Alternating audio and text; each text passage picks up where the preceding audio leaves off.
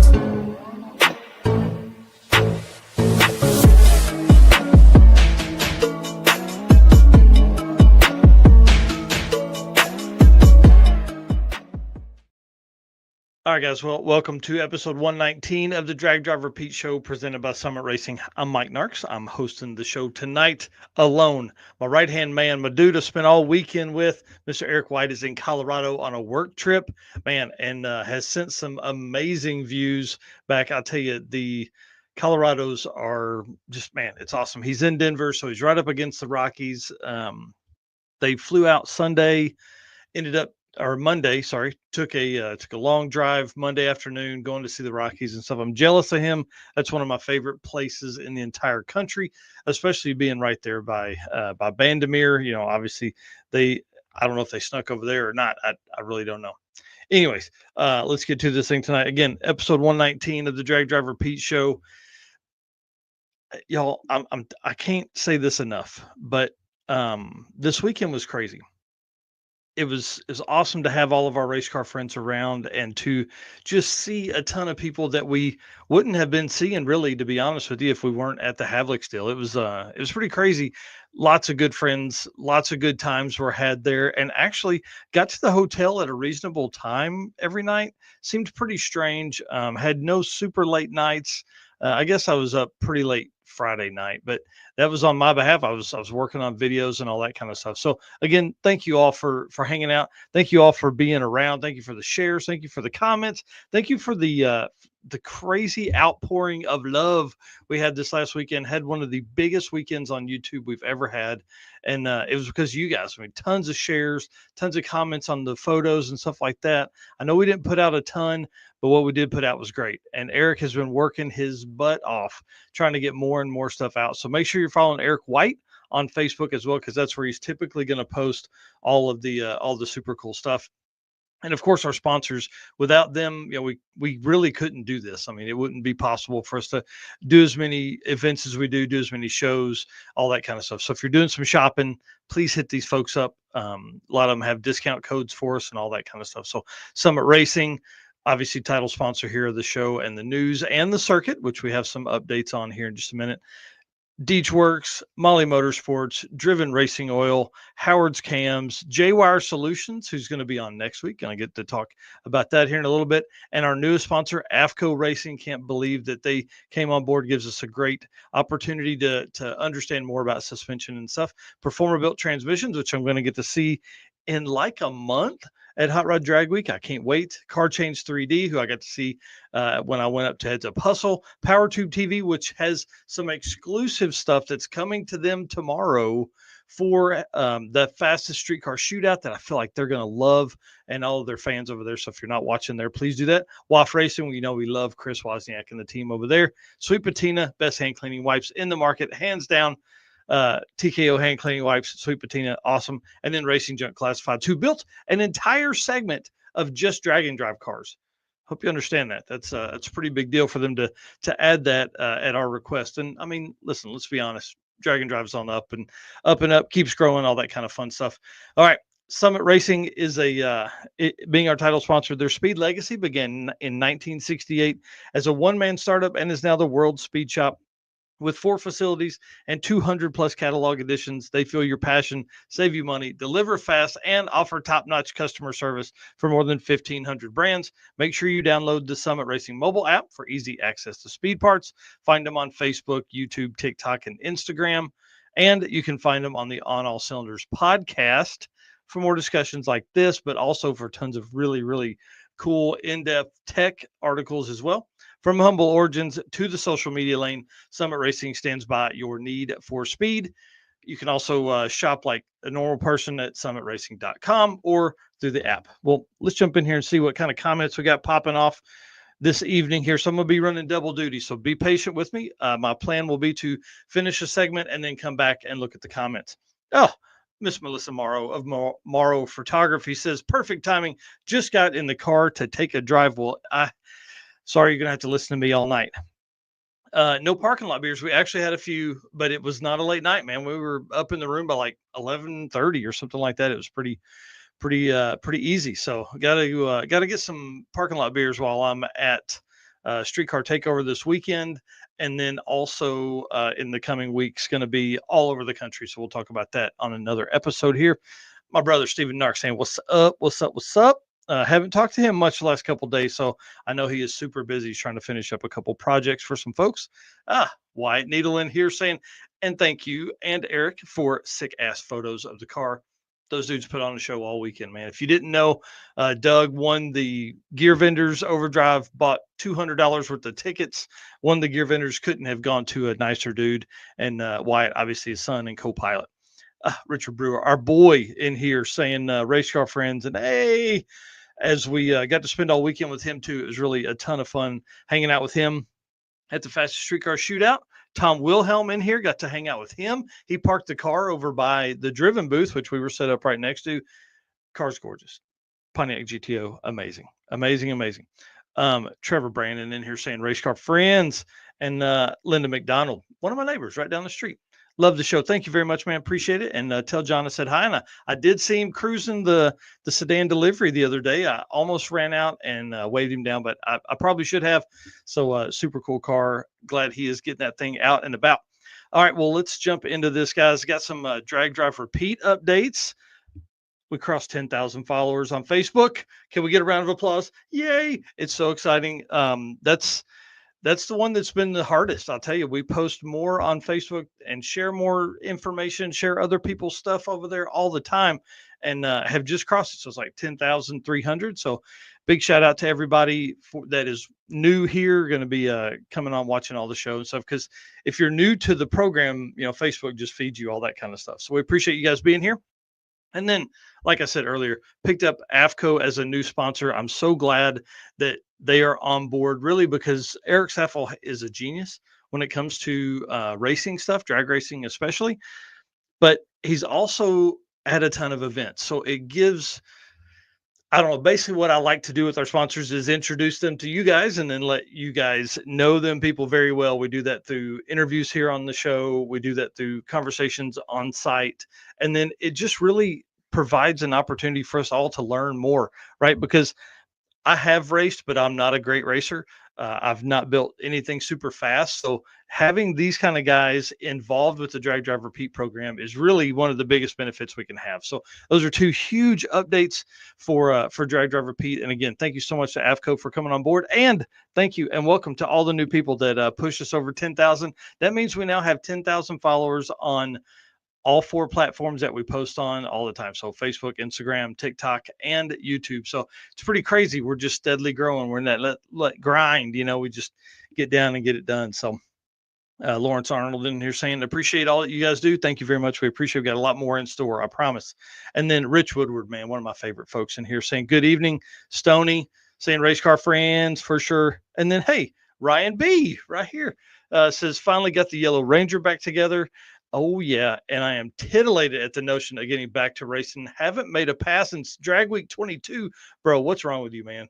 This is exciting. I can't remember Ryan's YouTube channel right now off the top of my head, but it is one of the channels that made me take the leap into doing my own LS swap and own wiring and all that kind of stuff in my old truck, which I've put 7,000 miles on that thing since I've done that. So big shout out to Ryan, and I'm sure he'll drop his YouTube channel here in just a second in the chat. Oh, Brian Havlik right here. You guys are killing it. No, sir, you are killing it, bro. It was awesome. What an event. I can't say enough about how much fun the fastest streetcar shootout tribute/reunion race was. Ryan also just wanted to watch you say titillated. That's funny. All right, back to work here. Okay, let's get to it, guys. The circuit updates. I don't know if y'all are ready for this, but we've been working hard behind the scenes on this, and I'm telling you, we're very, very close to announcing our dates. Very close to announcing the tracks. I have like it's like right here. So just in those final little bit of negotiation and making sure all the stuff goes like it should and all the I's are dotted and T's are crossed. So we should be able to announce that very, very soon, hopefully in the next day or so. I know I've said that 3 or 4 times, but that's how close we've been for like 2 weeks. The other thing is, are you ready for this? Baker Engineering. Are you hearing me? Baker Engineering has put up $1,000 bounty for the quickest quarter mile car and the quickest eighth mile car to take Jim Parkinson out or take Jim Parkinson off the shirt for 2026, or I guess it'd be 2027, whatever. And Brian Acton, who's been on there 3 times. Jim's been on 2 shirts. They said it's time. It's time for somebody new. We need some new people on the shirts. So it's going to be pretty interesting. This will be the Circuit 2026 shirt will be Brian Acton's 3rd time on it. So we're going to have to get creative. We are definitely hoping to, I don't know how to word this, take a different direction with the circuit. So different route stops and things like that is all I'm going to say. So we will get creative there, but Brian's car and Jim Parkinson's car will both be on the shirt for 2026, just like they were for 2025. And Brian's car, obviously, on the shirt for 2024. So 3 years for Brian Acton to be on the shirt. Baker Engineering said, hey, bro, it's time to go, or it's time to take home $1,000. So going to be there already. Aaron Walker said, let's do that again.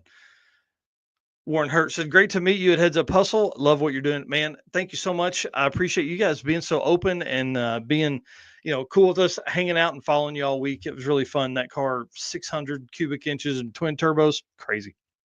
Yeah. Melissa Morrow already talking about Circuit 2026. She freaking out. I'm freaking out. It's crazy. And Jonathan Stonecipher says, I want to go to the circuit. And the last bit of just, I'm going to say, I just want to drop this in your brain. We're working on some other things for 2026 as well that are not just the circuit. That's all I'm going to say, but it's going to be a ton of fun, and hopefully we'll bring in a lot more people into the Drag and Drive community. So I can't wait. All right. So we got our notes. We've talked to people. Let's talk about Driven Racing Oil updates. I see Bryant Goldstone is backstage. So right after this, we're going to bring him and Brian Robbins on. I'm so excited. Wyatt here said, man, we tried to put on a show, especially for you guys and the Havlik boys. Yes, we appreciate that. You certainly did that for sure, especially on the drive that day. Huge burnout that night. It was awesome. All right. So Driven Racing Oil event updates. Let's get into these because there's some fun stuff coming up. Driven Racing Oil is the performance engine oil that can do it all. GP1 is the ultimate oil for any race or performance application, whether launching hard at the drag strip, enduring the extreme heat of off-road and circle track, or pushing limits in top fuel drag boats and demo derbies. Winning racers choose GP1.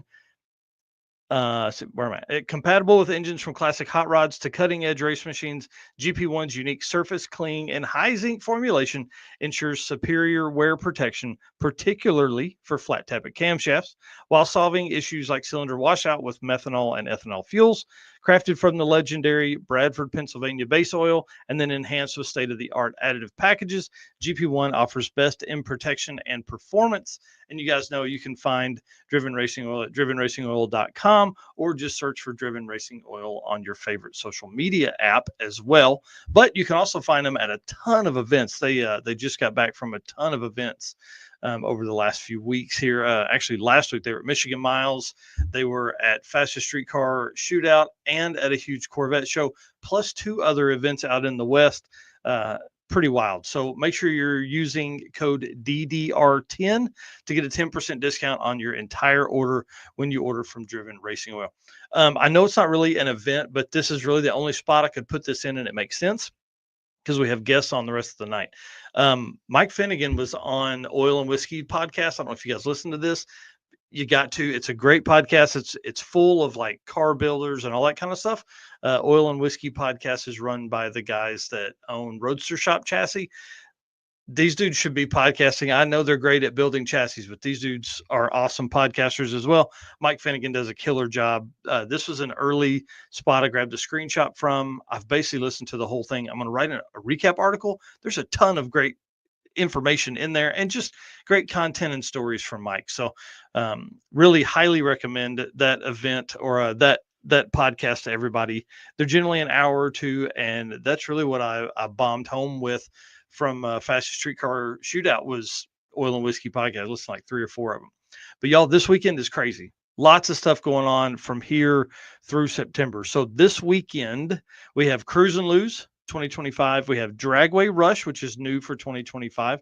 Cruise and Lose, this is their 3rd year. And then we have I-57 Drag and Drive, which is it right there in the middle. You guys can see that on the photo that you're looking at here. First year for that one too. I'm excited about these. Again, I say it all the time.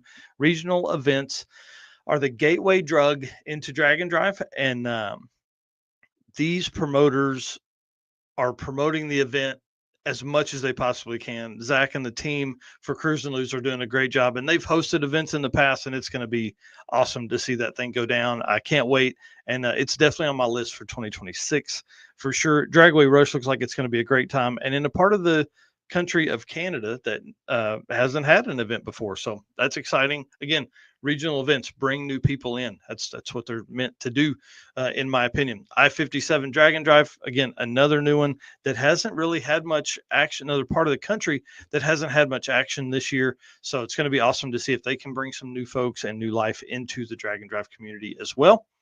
And then the next weekend, actually 2 weeks after this, we have a weekend off. The last weekend of August will be no events. That'll seem really weird that there's not an event. But then we double up with Drop the Hammer and Rocky Mountain Race Weekend. I've said this before several times. It's exciting to see a national level event promoter like Matt Frost come into the regional Drag and Drive experience. One, because I think those guys know how to handle all kinds of crazy stuff, which is a huge win for folks that are new coming in. So you have experience, you have all of that brings that into the event. So I saw Trevor Brandon make comments earlier. Just thought it was funny. I grabbed his car by just random chance to put in here. So to promote for the Rocky Mountain Race Weekend, which is September 5th through 7th, same time on the other coast or on the East Coast, we're going to have the North Carolina edition of Drop the Hammer. Carl Stansel and Casey Banner putting this event on. This is a big deal. So Casey came to Drop the Hammer in Michigan and was like, man, let's get together. Let's work on something. Let's go out here and do this one in North Carolina. And so they're doing it. It's going to be awesome. Trevor Brandon here saying he can't wait.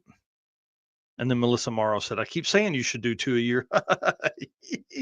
Oh, 2. That'd be awesome. So yeah, this event here is going to be great. David White, Eric Stadden here saying, hey man, what's up? Great to see you. Great to talk to you again. Got to say hi to him on the phone the other day while we were headed to the hotel.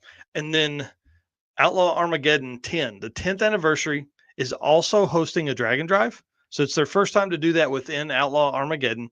No prep, drag and drive, 3 days. Uh, and Felicia and Aaron Smith are running this thing. It's going to be freaking cool, man. I'm telling you, this, I don't know of a bigger light that we could shine on a drag and drive community than Outlaw Armageddon, especially the 10th anniversary, especially the first time at Tulsa Raceway Park. Been working my butt off trying to promote that as much as I can.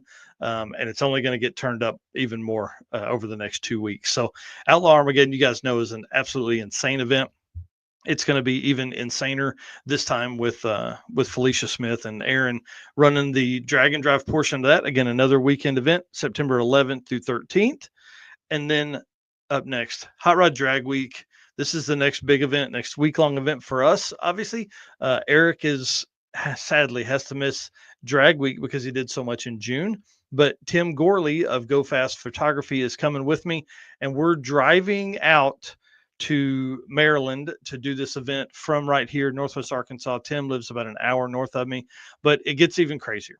So that same weekend is Outlaw Armageddon before Drag Week. So I'm actually going to pick up the rental car Thursday night, drive up and pick up Tim first thing Friday morning. We're driving to Tulsa to do Outlaw Armageddon all day in Tulsa on Friday. And then Saturday morning, we're going to get up and just haul butt all the way to Maryland, trying to get there. It's a 20-hour drive from Tulsa to Maryland, or it was a 19.5-hour drive from Northwest Arkansas to Maryland. So I thought, what the heck, man, let's get on it and get that done. So I'm really excited about this, about his first experience being able to do that. Being able to go to Drag Week and do all that. Eric White in here saying, "Miss you, brother, but this steak is too good, dude." I don't blame you, man. Take some time off, man. He needs it. He's worked pretty hard the last few months for sure. And then Redwood Rally is the weekend, or is the week after that. So Drag Week ends on the 19th. On the 22nd, all the way across the country, like completely across the country, Redwood Rally starts at Medford, Oregon. So your boy, Jesse Fox, is going to drive from Drag Week all the way to Redwood Rally in 3 days in Benny the Volvo. So let's support Jesse Fox, 3G Video. Please go over and follow him for that experience. That's going to be absolutely crazy. 3 days, just absolute bombing. I think it's like 2,600 miles or 2,480 miles or something like that. I'm sure Jesse will chime in here in a little bit, but yeah, pretty crazy to make that trip all the way across the country. I can't wait to hear the stories and everything that comes from that as well. So that gives us 50 events, 50 drag and drive events across the world in 2025. One of the craziest years, obviously the craziest, the most events hosted ever in the history of drag and drive, and not just people putting names on it. I mean, this is like real deal drag and drives, not like what a true street would be, but man, it's just wild to think that 50 events. When I say this all the time, but when I started in 2022, there were 11.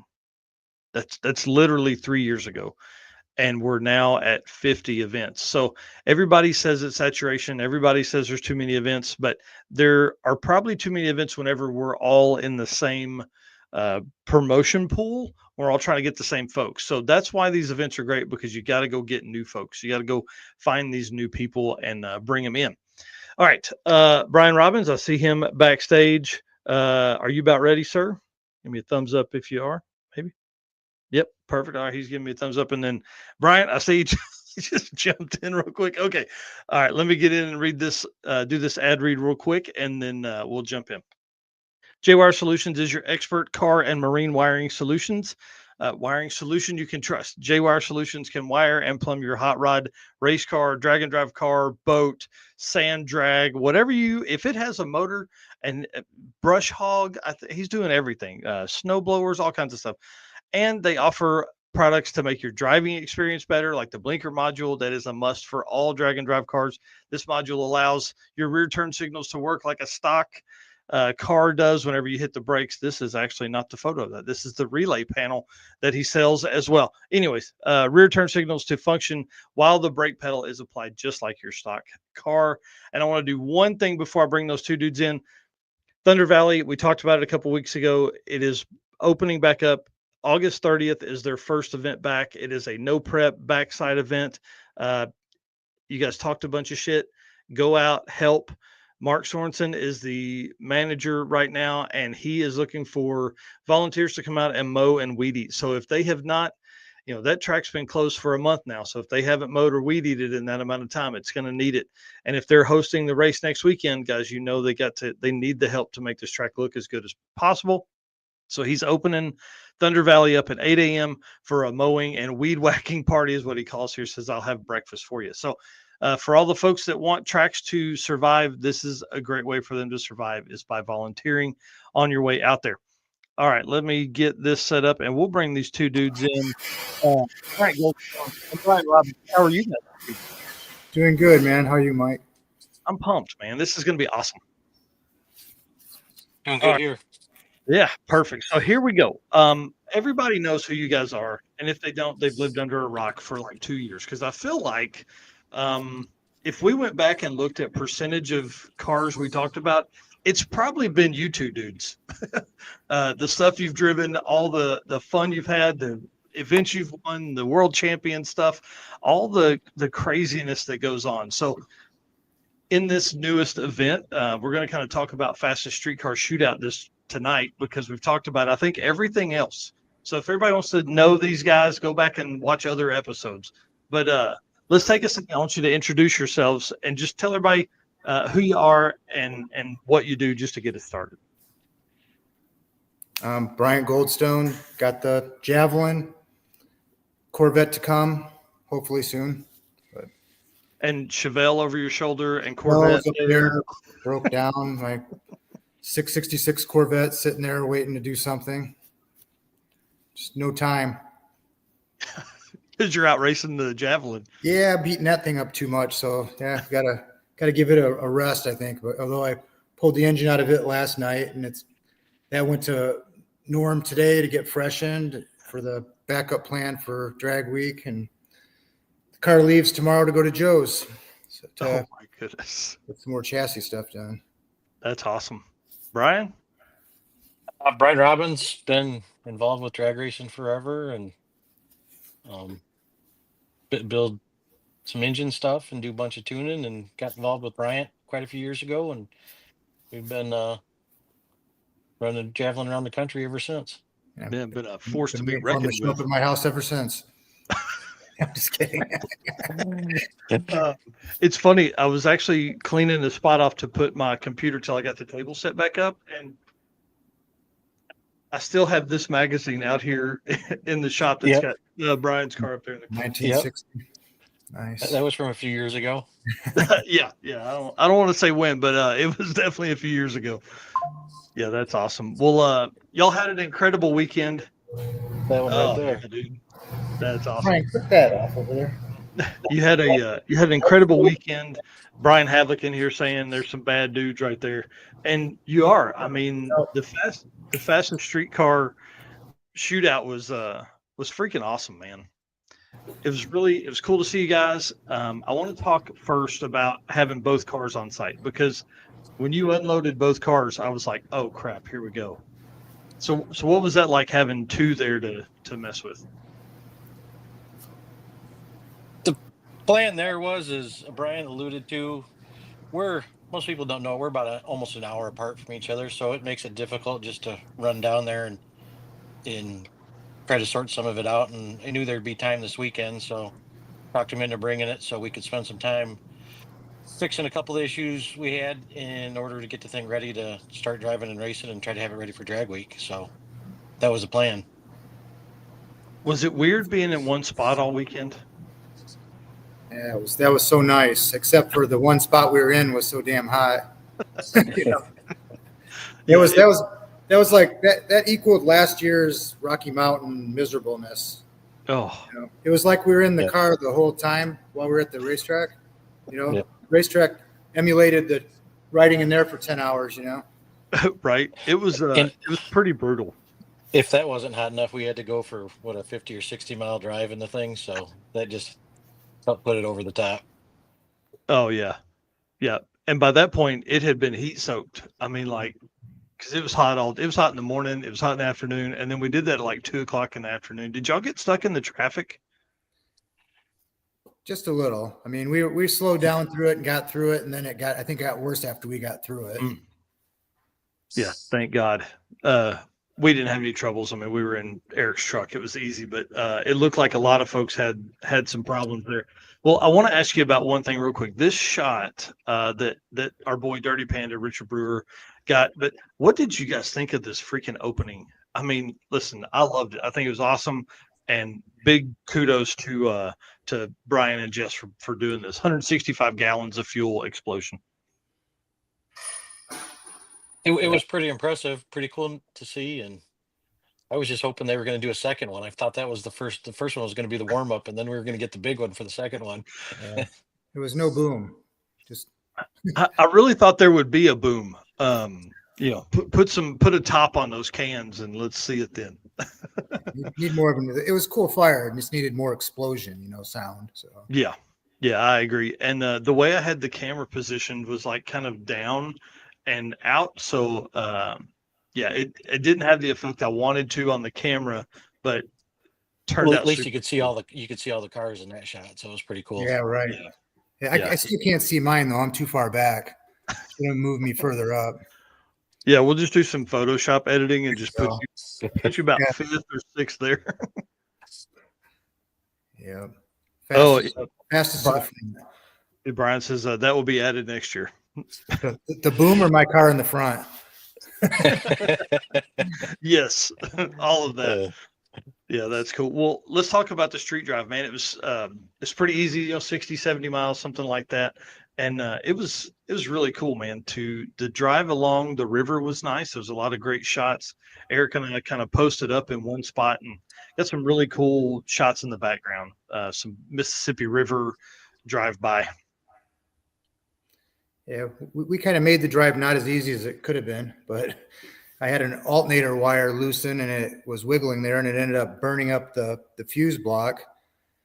And I figured the alternator quit. So we called for tools because usually when we go anywhere, we've got a trailer full of everything we need. And this time we had nothing. We didn't have not a single tool one in here. And I think we had a Zeus tool and that was it. Set of Allen wrenches. Yeah, Bryant took them because we were adjusting the idle right before we left it. Luckily, we brought him because he adjusted it up before I left, and God, it was so high we had to stop and let it down some because we went way past where it needed to be once it warmed up. That's awesome. How weird did that feel to not be swapping tires 2 or 3 times a day and then not pulling a trailer? Yeah, I'll take this one, Brian, because I'm the one who does all that work. While Brian's playing around on the computer. So yep. Yeah.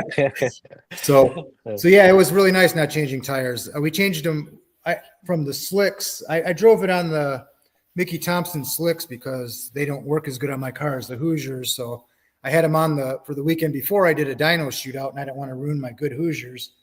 So I just left them on there for the drive, and then just switched them back over when we got back. But that was pretty much all we had to do. And I still got the fuse. I just ended up taking the one wire. It was kind of like putting tinfoil, and I just moved the one to the other side and said, let's see what happens. So luckily, Tom Wilhelm had loaned us a jumper box, and we had just enough juice in it to fire up the fuel pump and start the car up so we could make it back. It was pretty brutal sitting on the side of the road when it was that high. Oh, yeah, I can't imagine. Because at least at the track you can get in the shade. There's a spot you can get. Yeah, Brian found some shade across the street, and I laid under my car, and that's when I looked up and said, "Hey, my fuse is burnt." That's the whole problem, So finding shade helped us out a little bit. It saved us a little bit of time. That's awesome. Well, talk to us about the runs. How did the car do all weekend? Obviously it was out front, undefeated. Nobody even, you had one close race, but how did the car run all weekend? You want to take it, Brian? I mean, for the most part, it's pretty good. I mean, we had a weight reduction on the first run that I had to fix. And from there, it was just, a matter of dealing with the heat and racing the track. So, just try to manage that every run and really try to work on some Oh, early numbers that we didn't deal with. I was trying to remember what close race, but that was the race that I let off at half track and blipped it one more time. And yeah, that was close. What, 7525 to 7524. Yeah. And I had him by, Yeah. I think, 40 on the light or something, but that was close. I didn't know if I won or not. I was pissed, man. I was like, I better not have lost this damn thing over the, I mean, but I couldn't, every time I hit the throttle, it went sideways. So, and I was too close to the center. So that was amazing that we pulled that one off for sure. Yeah. I think it was like 7,000s or something crazy. Yeah. All the other runs were pretty easy. It was just a couple runs against Steve and, some of the other slower guys that were there. No, I'm just kidding, man. I invited Steve on, so hopefully he's watching. Do you see him on there? Yeah. Hang on. Wait. Yep. No, I'm kidding. Yeah. That'd be awesome. He's too big to watch your YouTube channel, I'm sure. He seems like he knows who we are. That's at least a win in my book. Yeah. Yeah. Fun weekend though, dude. I'm telling you, lots of great races. You lined up against Jason Hurley twice, I think. Is that right? That was probably my best runs. And ones thought I was going to lose, had a chance of losing more, Mm-hmm. Yeah, Hurley's car did well. I can't imagine trying to figure out the track as hot as it was. Like, was it even sticky? I mean, we walked on it, but that doesn't mean anything in the shoes, It was. I mean, we've got enough runs in the car. You just kind of know when and how to compensate for it. And that was the keys, just to make sure it left good and made a decent run early, because I mean, especially like racing Jason and even racing Steve, is all it would take is one little hiccup and one little pedal job and you got drove around. So, not by Steve though, but maybe Jason. No, actually I was so nervous when I raced Steve because I talk so much shit all day. And then usually that's when, that's usually when karma strikes, and I probably got a whole bunch of it coming someday, but it hadn't found you yet. It hasn't found me yet. So that's awesome. Well, let's talk about that. Nobody took the bounty. Race put up. Well, I mean, let's be honest. You gave the bounty up. It was crazy. I had that video pulled up, but it won't play here on StreamYard. So walk us through that, man. Tell us what happened. Well, that was mostly my fault. Larry Larson welded that stuff in for me at Rocky Mountain, and I had it up in the air, and I saw the cars had a bounce to it all that race and all 6 summer, and we weren't really able to get after it at the line. So I cut a couple of the bars out he put in. Didn't think we needed them, and then actually I remembered later that Rob was under the car with me one night, and he says, I should probably weld a couple gussets there. And then I forgot all about it, and apparently he did too. And yeah, so when I threw the chutes, I kind of had it in the back of my mind, boy, I hope this is good enough. And I thought it would be, but it just kind of ripped the chromoly right apart off the square tubing of the chromoly and peeled it and threw it up in the air. And at the same time, I guess my side window opened up a little bit and it sucked the rear window out that I just spent $500 putting in, so, but it didn't even scratch it. That was amazing. Wow. Yeah. Yeah. Well, that thing went about 50 feet in the air. Yeah. It must've just nice and softly landed on the other dude's car or something. I don't know. Unlike my parachutes where they smashed his windshield and then supposedly went through his chutes. So yeah, you can see it on the video. I think you can see it like just rocket right through the. I don't know how it would have went through both chutes. That's what I don't know, but because it was just one piece of metal, but I don't know. Right. Yeah, you can see one, but yeah, I didn't know it did both. Yeah, that's wild. I'm kind of surprised he was going fast enough for the chutes to have blossomed to go through it, but I guess they did and put a hole right through them. So yeah. I just ordered those for him today. They're on the way to him. Nice. Well, I guess awesome. after they custom make them for him, then they'll be on their way. Oh. Yeah. You're getting some special ones made up. Yeah. Pink and yellow, I guess, is what they were saying. So. Oh, nice. Yeah. I'm just kidding. It was a red ball. I didn't change it on him. Nice. Yeah. That should be my colors. No, I'm just kidding. That was Sean Skipper's Corvette. So it was cool to see him out. I had seen him at, I think, Sick Week this year.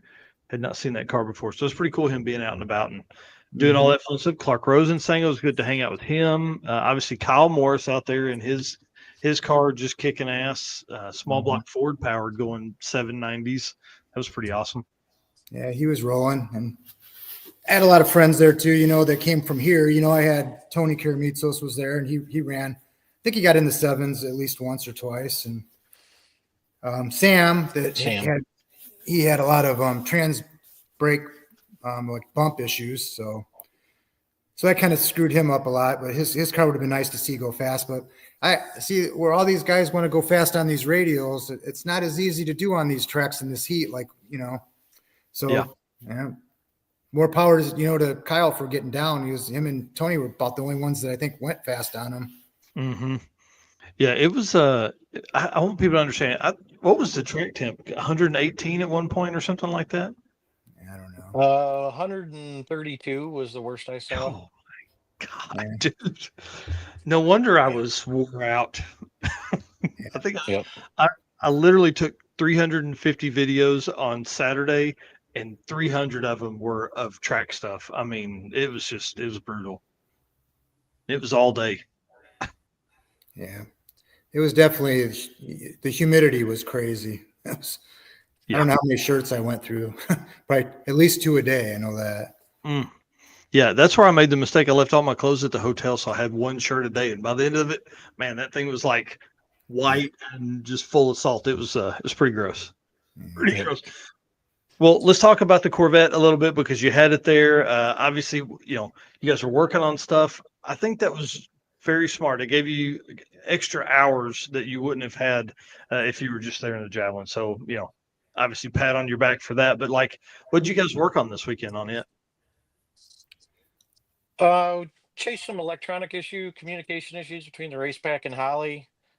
Spent a bunch of time on that on Thursday, and actually had an oiling issue that we worked through, a couple of them, and got that straightened out. And I mean, good enough to the point where after the finals there, we actually Bryant got to take the thing for a drive. So was that the first time it's been down the track? It was first time it moved under power. Wow, that's badass. That's badass. I'm working on a video, and that's obviously the ending, view there. Eric got some shots from the end track, the end of the track, and then I got some shots of you guys taking off and all that kind of stuff. So it's pretty cool, man, to have both those cars there on the starting line and all that. Yeah, it was nice to have time to work on it for sure. And of course, we can't drive it very far because we don't have all the gauges working with the communications problem. So that's the next thing. Get that figured out and get some street miles on it and see how it does, and get it in the race trim here soon, hopefully. Yeah. How hard was it to not just make sure you're out in front of Brian? Believe me, man, I was trying to slow down so he'd keep up with me. I don't know what he was doing over there. I was trying to keep from turning it into a race because I was pretty sure it was going to turn into a race before it was done. Yeah, not with you guys, not at all. I can't imagine that at all. Pretty sure I wouldn't have liked the outcome of that race. So, did having the two cars there, did that create any extra struggle? Was it harder, or did it just like normal when the bad weather came? Oh shit! Yeah, the rush to put two away was a little rough. Yeah, 2 tents, 2 cars, and a bunch of electronic stuff. Yeah. But other than that, it was just nice to have it there to work on it. It's too hard to get everybody if I have them all held captive at a racetrack where they have no way out. They're stuck working on it. So we got a little bit accomplished. So it was nice. Yeah. Well, a bunch of progress. Yeah, and it's cool to take that few minutes there and be able to spend those hours on it and not have 19 other things to do other than get the Javelin ready to race 9 rounds or whatever. However many rounds you guys went. It was a bunch. I don't remember how many runs we did make. I was trying to figure that today, and I only think I made about 4 under all the way power to the end, though. 4 or 5 at the most. Seemed like I was off at the end because I was either single, because there was a couple buys and a couple broken buys, and yeah, it was a good race, man. I like the event. I like going to the Havlik stuff. Mm-hmm. Bunch of really neat cars there. Yeah, they're Well, obviously. and that was my next topic. There's like, what are some of y'all's cars that you saw there? I mean, Brian, you've been doing this a long time, like, and Bryant too. But like, did y'all do any of the early NMCA fastest street car stuff? Oh yeah, we raced a bunch of that back in the day. So I mean, it was cool to see Annette's cars and the cars and Monty's car and all the rest of them that came Yeah, out of the woodwork that you haven't seen in years. yeah. Mm-hmm. I remember watching the cars at Martin all the time at Super Chevy. They were like a yearly thing. They were there, and those were kind of before my car was fast at the time.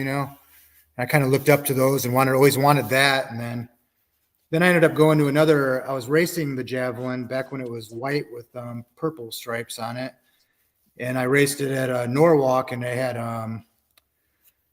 Jeff. Jeff. I can't remember his last name now. Drawing a blank. And a last name, a guy named Banks, and they were racing, and I think it was the first year I saw the American Muscle Car Series was out. And that's when I started doing that the next year with the Javelin, and slowly progressed and went a little faster. It's never fast as Brian and them were with the blown Chevy too, but I think the fastest was in the 780s or so with the Javelin, and then I ended up getting the Monte Carlo the next year, and it went 690s, and it was always a few tenths off the fastest cars. That's badass. Brian was always right there, though. Their car was one of the fastest. It's either their car or one of the ones they built. So that Kimmin car was always fast too. Yep. Yeah, I think that's cool. Like, obviously, I grew up north of Memphis, so that kind of stuff early then was good. But I mean, I was young, 11, 12, 13 years old. So like, I saw it, but it was really just in magazines and all that kind of stuff. We never made the trip down during the event or anything like that. We should have, though. I see my mom's in here making comments. Should have talked her into taking me down there. That would have probably changed the trajectory a little bit. Got you where you are sooner, probably.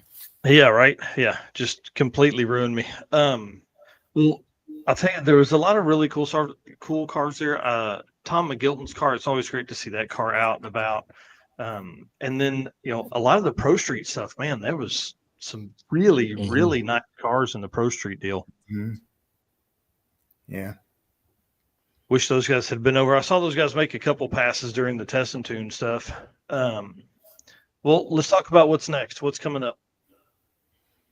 What do you guys got in mind? Hopefully some testing and then drag week. Obviously testing will be with the one car because the other one's about as tested out as it can be for this year. But yeah, I ran out of runs on it, so it had to get freshened. So I got that back to Norm this afternoon, and so I either have that one or the Brodix one, blocked one done. That'll be all new short block with just the old 24-degree heads on it if we get it out. But he's leaning more towards putting this one back in the car. So either way, it doesn't matter to me. They'll both be great. They're both about the same. How many passes do you have on that motor since it's last freshened? I don't remember counting, but I did Joliet 2 drag weeks. Well, I did not 2 drag weeks. I did Joliet, Rocky Mountain, which was a lot of street miles, and then Six Summer. And a lot of passes. A lot of passes too. Yeah, we made 4 a day at least. 4 a day. Yep.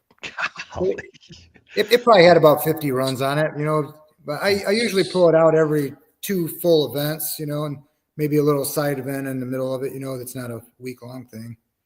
Wow. You just never know when that last run is on those rods, and they can do so much damage when they break. So just right. Get out of there. Yeah, preventative. Not that matters because I had 8 runs on the last set of rods at sick week, and they broke. So but less chance they break, I guess, when they're newer. But it'd be nice to know if they were had some kind of like a little popper thing that popped up like a turkey's done. Said, you better pull it out of the oven. It's gonna get cooked. It's time. Yeah. That's awesome. Well, yeah, and you guys are so hard on stuff like just the street miles of Rocky Mountain. I mean, 1,400 just street miles. Like, how do you even quantify how hard that is on stuff? Yeah, you don't. They always used to say every time you warm it up, it's a heat cycle, and I was like, I thought that was full of shit back then, but we kind of disproved that for sure. Yeah. Yeah, because I mean, at the level you guys are at, there's not like, I mean, this stuff isn't built for reliability and long term life. I mean, it's built to race and go fast. Yeah, it's in the middle a little bit, a little less probably compression and a little less cam than it would be if it was set on, fast all the time and you didn't have to drive it. Mm-hmm. Yeah. Well, you end up winning both. You won the straight up, heads up elimination in outlaw class. That was pretty freaking awesome. Took on that was one of your finals with Jason Hurley, right? Mm-hmm. Yep. And then who else did you run in that? Did you run Nick in that one, or was that in the drag and drive part? Nick was in the first one, the outlaw one, I believe. Yeah. Yeah. That was on Saturday night when I was. Yeah, I think that was the last run before we came back to the next day. I believe that last night run on Saturday. Yeah, so had all night to think about it. What was your thought on that format? Setting up to run eliminations on Sunday morning. I'll let you disappoint them. Go ahead, Brian. I don't know. At that point, I just assumed we'd been done with it. Done with it all on Saturday. Yeah. I mean, we all went there thinking we were driving home Saturday night because we had stuff to do on Sunday, but I didn't. Nobody realized that we were racing on Sunday too. Yeah. So we didn't read the whole thing. We just kind of assumed it was like last year with an extra day. Yeah, just in case they needed it or something. Yeah. Kind of like Rocky Mountain when we decided to run both races and then found out afterwards we had to make 2 passes in each. Yeah. Well, sleeping's optional on drag and drive, so it doesn't matter. Yeah, you didn't need it at that point. Yeah, I thought the format was pretty interesting, but I'll tell you, by about 8:30 on Saturday, I was real close to being done. I was like, man, can we just do all this tomorrow? If we're going to race tomorrow, can we move the semis to tomorrow too, please? Because Saturday was tough. Yeah, so the heat made it pretty tough. Yeah, I don't think you made it any better on Sunday. I mean, I was more spent, I think, at the end of the day Sunday than I was on Saturday. Yeah, loading that stuff back up in the trailer, which we had to do on Saturday also. But it was miserable, man. If it wouldn't have been for them having showers at the track that we could take one before we left, it would have been a long ride home. Yeah. Yeah, I didn't shower before I left, and I drove 9 hours straight. And I'm gonna tell you, it took me all day Monday to get over it. I was like, golly, this was bad. Yeah, for sure.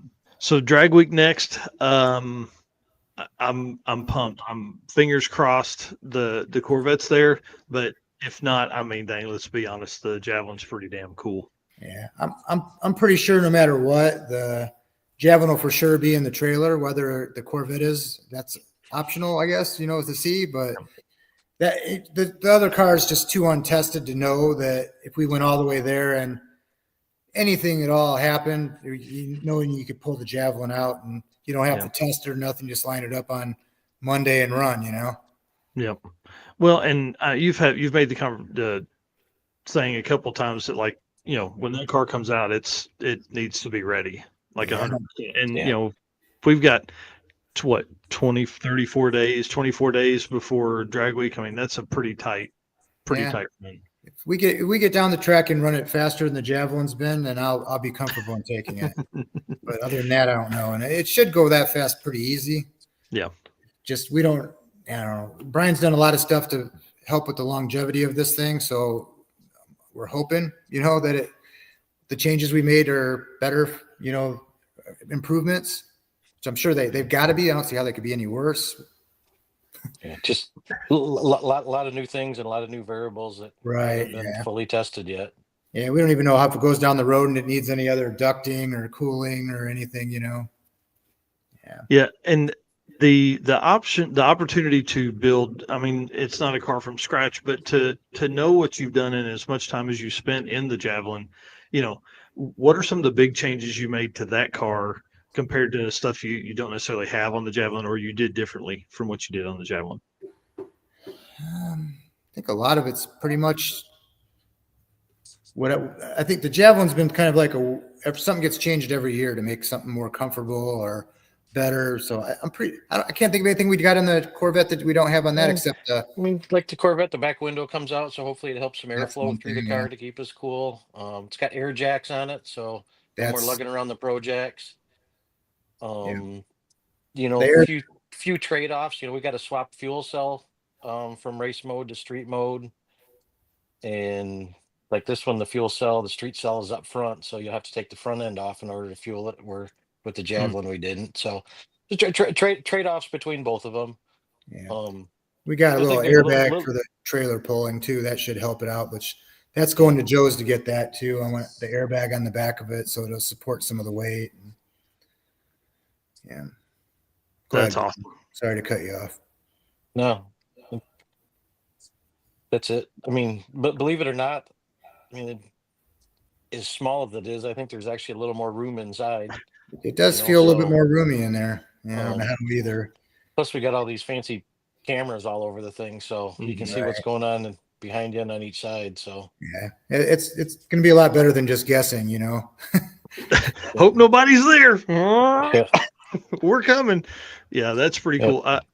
I'm really excited about just the wiring side of that stuff, right? It really intrigues me because I was talking to my brother today. I'm like, dude, they got like it's like a factory GM setup. He hits the blinker and the camera shows him the right side of the car, left side of the car, the back of it, that'll really change a lot of it. Plus you're not having to worry, that car is low and wide. So you throw a, 6 or 8 inch mirror out on the side of that thing so you can see it would be pretty wide. Yeah. I don't want to give him much credit for it because I had to call and tell him how to wire it, but Devin did a pretty good job of wiring it. Yeah. Yeah. He's an okay dude. He's an okay wiring guy. Yeah. Seems to do all right, Yeah. Little He's guy. becoming a YouTuber, Right.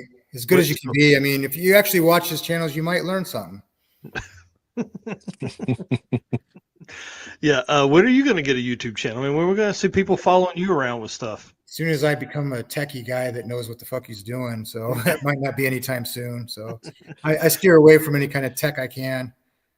Well, as long as you just keep cruising that thing fast, man, I'm in on whatever you're doing. I promise. As long as I got somebody to go with me like Brian, then we'll go. Cause between him and Bryant helping me they just changed the whole program, putting somebody smart in the passenger seat that can do the computer stuff, I can just hold on and go fast. That's not a big deal.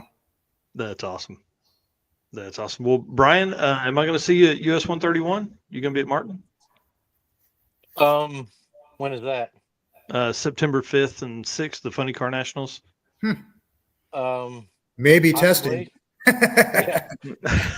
I didn't even think about that. We may have to enter it in Fuel Funny Car or something, so we'll see. Yeah, bring it, dude. That some bitch in Pro Mod with the Midwest guys and show them what's up. We might. Well, I don't know if we'll show them what's up that fast, but it'd be nice to. Yeah, it'd be cool. But I don't even know if our car fits there. Is it pretty much anything goes kind of thing, or? No, I mean it's not quite outlaw. They've got some rules around. What size turbos are you? They're 98s. Yeah, it's too big. I think they identify as 94s though. So yeah, perfect. And hey, listen, it's got a tag on it, motherfucker. It's like it's got a street car. Yeah, you got to give me a little bit, right? Right. I mean, golly, yeah, it's a street car. You're gonna drive down the road. 400 pounds more than these titanium cars, so Right? Yeah, we'll see how far they can drive. Right. Then, they can't drive to the staging lanes, so right, they can't. All right, guys. Well, listen, thank you so much for hanging out tonight. I appreciate it. I can't wait, man. I can't wait to hang out with you guys again. Shit, we've seen each other a bunch this year. Rocky Mountain, Sick Week, Rocky Mountain, this race. We'll see each other at Drag Week. It's gonna be cool. Yep. Sounds good. Yep. All right, guys. See you soon. Hey, thanks, Mike. See ya. Thanks for everything you do. Hey, man. Yeah. Appreciate you guys for being so open and let me put that camera in your face all the time. Anytime. All right. See you guys. Thanks. Yeah, Bye. bye. Man, those guys are awesome. I'm telling you, and nice dudes, and really to put up with me like they do is pretty awesome. So again, I want to say thanks to Jay Wire for being part of the program here. And again, we're going to have Jay Blanchard on next week when we dive into some 850 class racing for the upcoming drag week. We've got Steve and Dustin Trance, we've got Jay Blanchard and Brian Acton of Fast Act Racing going to be on, and we're going to have Mark Campbell, who also works at Deechworks, but is also one of the top 850 guys out there running that stuff. So real quick, I do want to run through the let me me pull this up, see where I have it hidden here. The racers, I want to talk about the recap for the racers of Fastest Streetcar Shootout and who won and all that kind of stuff. So, Molly Motorsports racers and high performance enthusiasts, ready to start your next engine build? If so, there's no better time than now to check out Molly Motorsports all-in-one power pack piston kits. With over 1,200 applications, these kits come complete with pistons, rings, wrist pins, and clips to design, all designed to work together. Molly Motorsports power pack piston kits take out all the guesswork. No more trying to determine if a piston will need this ring to work with a certain cylinder size. Molly Motorsport did all the engineering so you can get to the part that matters, building a power plant that leads to victory lane. Visit mollymotorsport.com for more details. And for everyone listening to this, not watching, Molly is spelled Mahle. All right, let me jump in here and pull up some of these photos real quick. We'll run through these racers. Of course, the winners of the Fastest Streetcar Shootout classes at the Havlik's Fastest Streetcar Tribute Reunion Race. True Street winner, Mr. Matt McReynolds. This car is awesome. I love this. He races 2 black El Caminos. He won with this one here in True Street. Super cool class. Car went down just about every time. This dude is a genius at that stuff. Super Street winner, Mr. Kyle Morris, in the on the right side of the screen there in the New Edge Mustang. That car, small block Ford powered.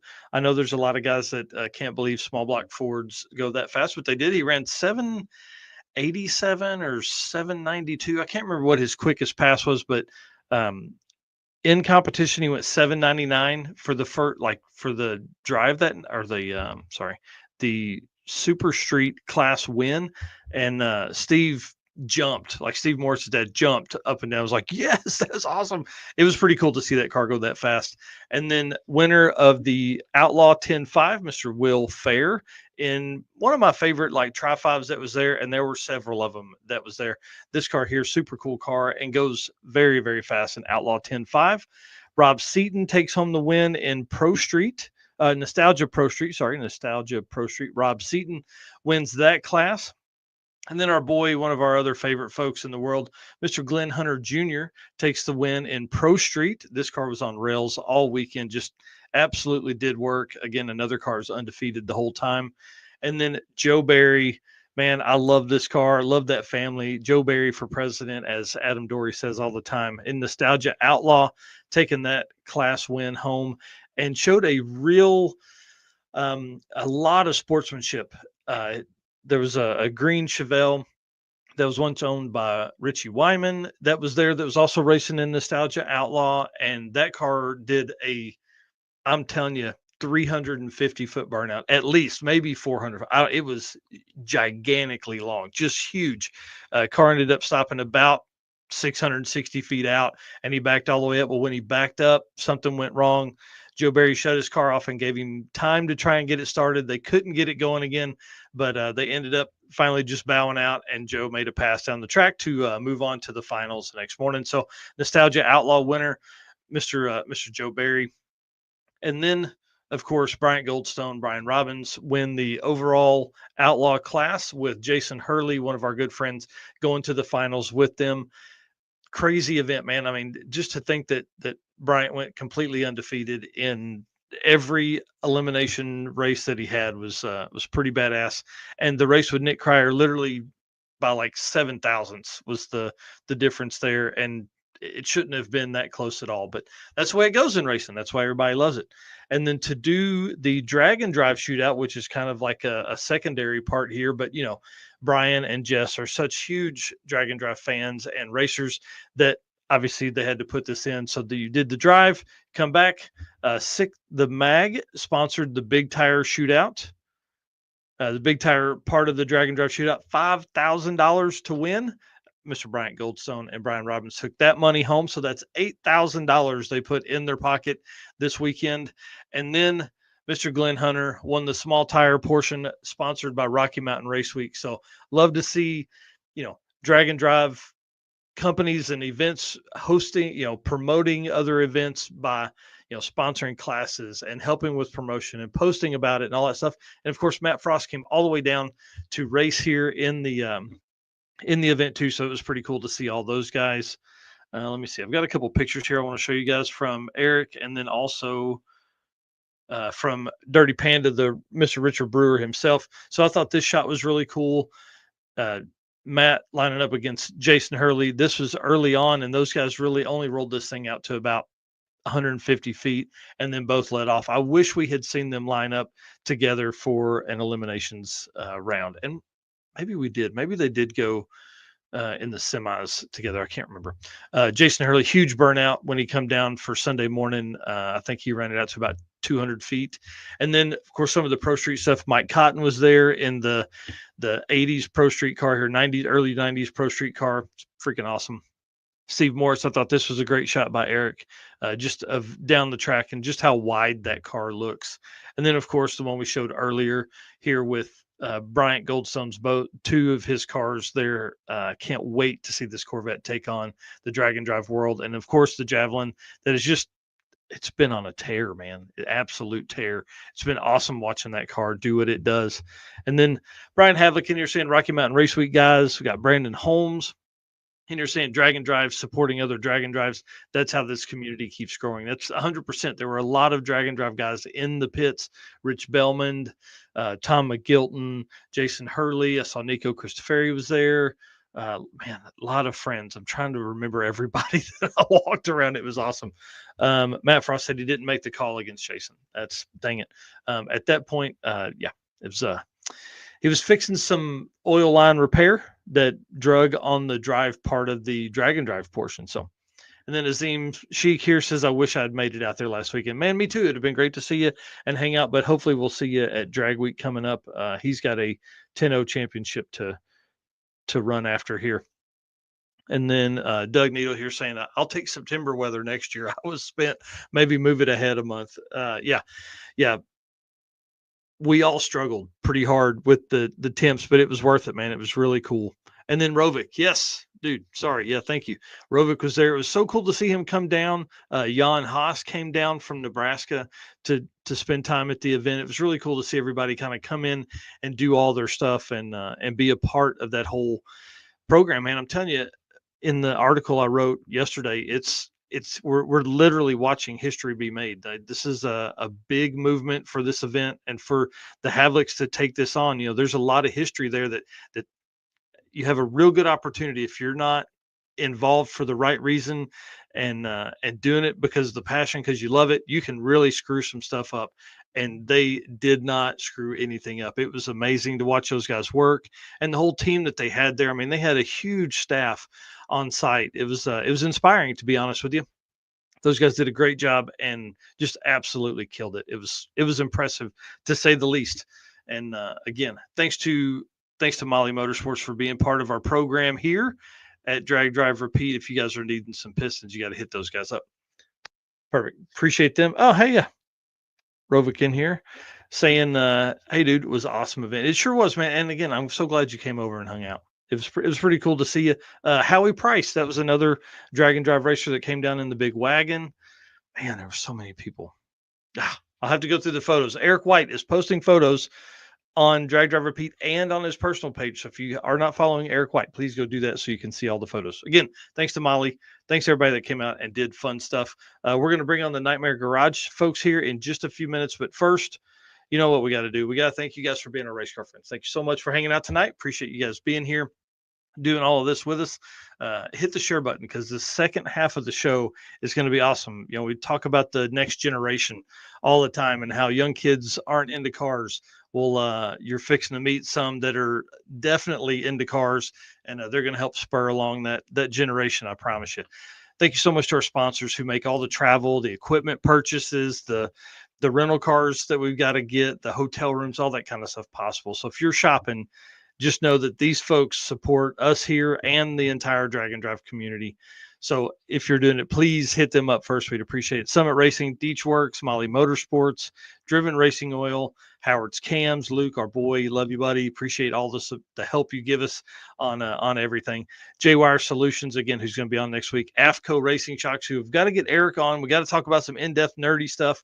Performer Built Transmissions, got to get Ryan on, but I'm going to stop by his shop and see him whenever we're at Drag Week. He's like 15 minutes from New Media. So Performer Built Transmissions, Car Change 3D, Power Tube TV with exclusive Drag Drive Repeat content, WAF Racing, Sweet Patina, and Racing Junk Classifieds. Man, listen, if you want to support folks, go support those folks and spend your money over there. We'd appreciate it for sure.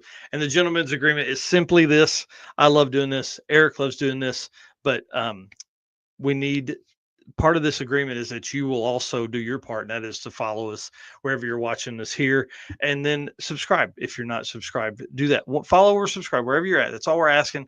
We can't make sure you do it, but we're going to keep doing this. You do that, we'll be all set. All right, let me do this ad read, and then we're going to bring in the Nightmare Garage folks here. He's slide down. Okay, Deechworks is a leading manufacturer of high performance fuel system components.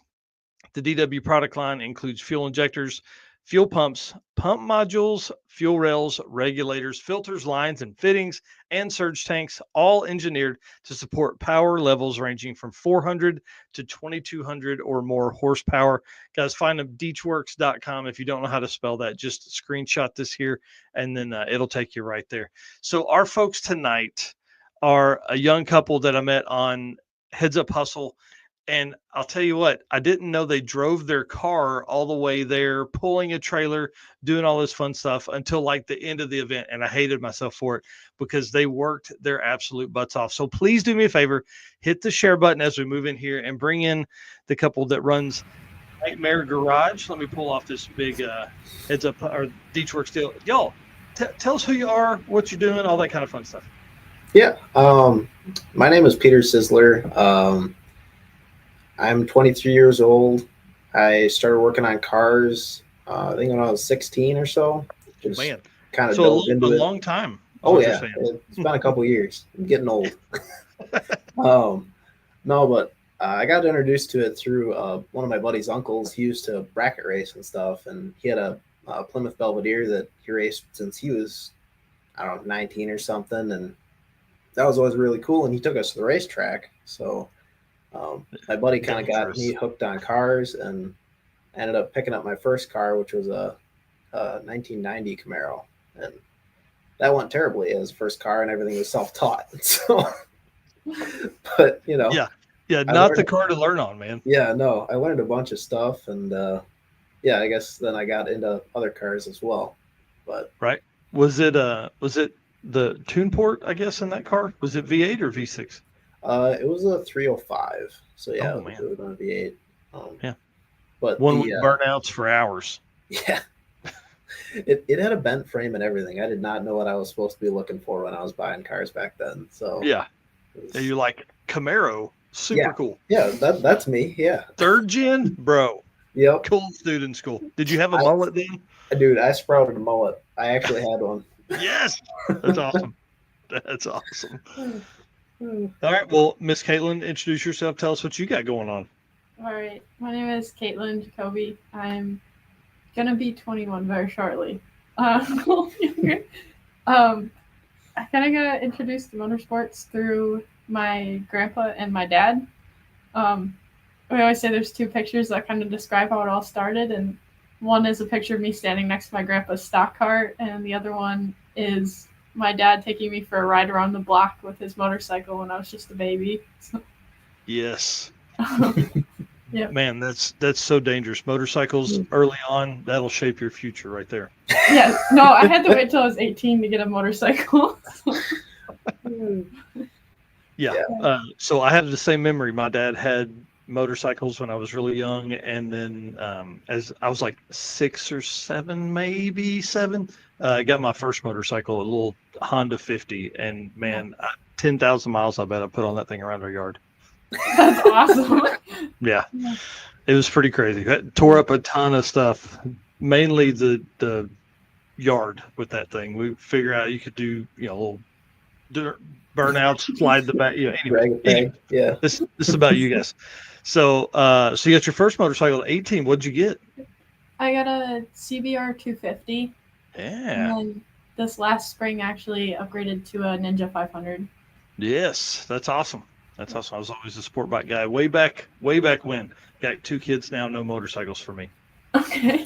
Too many people on the road, but Yeah. I probably haven't had a motorcycle in as long as you've been alive. So, That could be. sheesh, man, that makes me feel old. Anyways, all right, well, let's talk about some of this stuff because I want this first bit to be people getting to know you, right? I want to know who you are, where you're from, all that stuff we've gone over. But I want to know about this Camaro. We talked just for a brief second. I think it was maybe Saturday night Mhm. at Heads Up Hustle about the first Camaro you built, but you had put in a deal with John Paul, which I thought he was going to be on here with us tonight. I'm going to text him here in just a second while you're telling this story. But yeah, tell us about this Camaro right here. So this Camaro, so after the first Camaro that I bought, that 1990, we found a bent frame on that thing about a year after I got it or so. And after seeing that and multiple other issues, we kind of decided that car wasn't the right car to build like into something cooler. So Mm-hmm. I got rid of that one and I found this car. It was in a junkyard. I paid $900 for the chassis. It came with no wheels, tires, or anything. It was completely bare bones, and we brought it in. We put a small block Chevy in it and Super T10, and we ran that for probably about a year or so, and then maybe 2 years.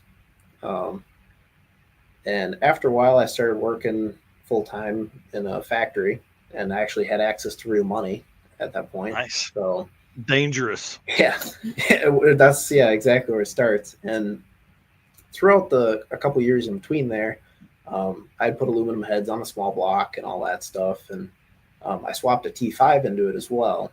And we had been testing on the street and stuff a bunch back then, and I ended up shattering third gear in a T5, which everybody knows you'll do. Yeah. And at that point, it was like, well, we need to buy a trans that I can never break. So I bought a T56 that was rated at like 1,200 horsepower, and that's kind of where this whole twin turbo thing started. Because the transmission's rated for this much power. There's no sense in putting a small block that only makes 400 behind in front of it. So yeah, because we got all this room to grow. Yeah. So we knew nothing really about fuel injection. Me and my buddy Adam. He also has a YouTube channel, Redneck Racing. So if you want to see some old stuff, that's where to see that. Old stuff. You mean like 4 years ago, 5 years ago? Like the small block Chevy stuff that we didn't know what we were doing. It's that's awesome. It's comedic. But no, we broke third gear, and I got a trans that would hold power, and so we kind of dove headfirst into the LS stuff because as far as making cheap power and reliable power, that's kind of what we heard was the way to go. Yeah. We didn't know what we were doing, but we just kind of went for it. And we ended up building a 6-liter LS, pretty much bone stock other than the rods and pistons, and I put a set of heads on it. Nice. So not stock at all. Stock crank and block.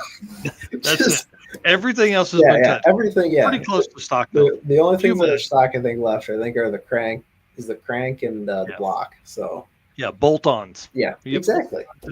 On, yeah. But no, and then he convinced me to do twin turbos, and that wasn't really hard to do. He didn't have to twist my arm that bad. So right, especially like he's like, dude, look at all this room under the hood of this Camaro. Yeah, we have so much room. There's plenty of room, and the turbos were actually under the hood for probably about a year. Oh, that's so boring. And that's kind of what I figured. Like, you don't know if you have a turbo unless you can see it. Thank you.